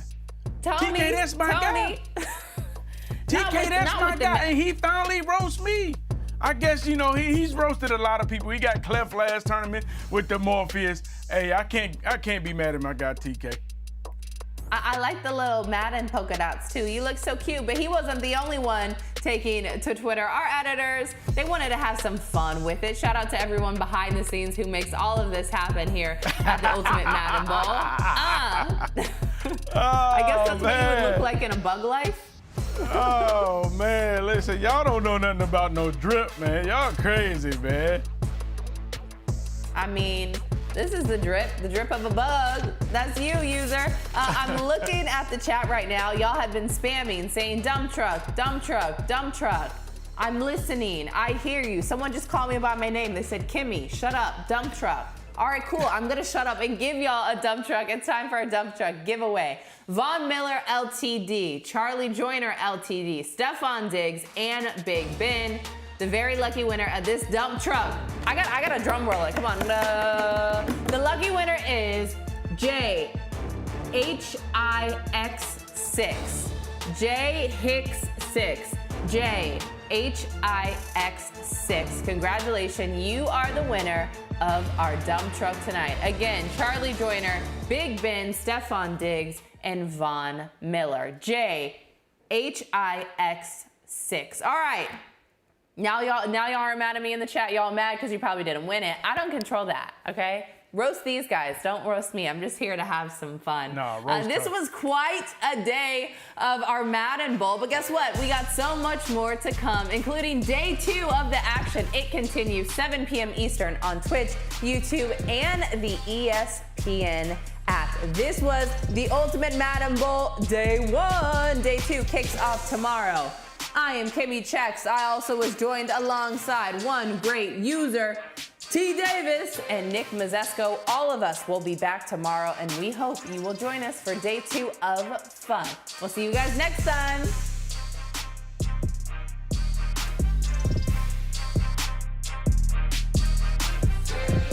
The Ultimate Madden Bowl. He's 10 yards. A look underneath. That's a dangerous throw. Oh! It's caught by Rice. The double doink is for a positive play. The youngin is pumped to be here in the Ultimate Madden Bowl. Wilson back to pass. 4-man rush from Kerry. He's looking over the top. He has the man. It's 81. It's Megatron with a mega play. Astro with another touchdown. The kick is up. It is good. 23-20. Your final. The veteran Keynes fought through the LCQ, and he fights through Clef the God with a close victory. Don't be mad, I put Madden. Now watch me do the full calibrate. All I do is win, it's in my DNA. I'll never get benched, it's in my DNA. Give it to me in a pinch, it's in my DNA. You could take it off, the crown don't fit you anyway. Hey, if you mad, then you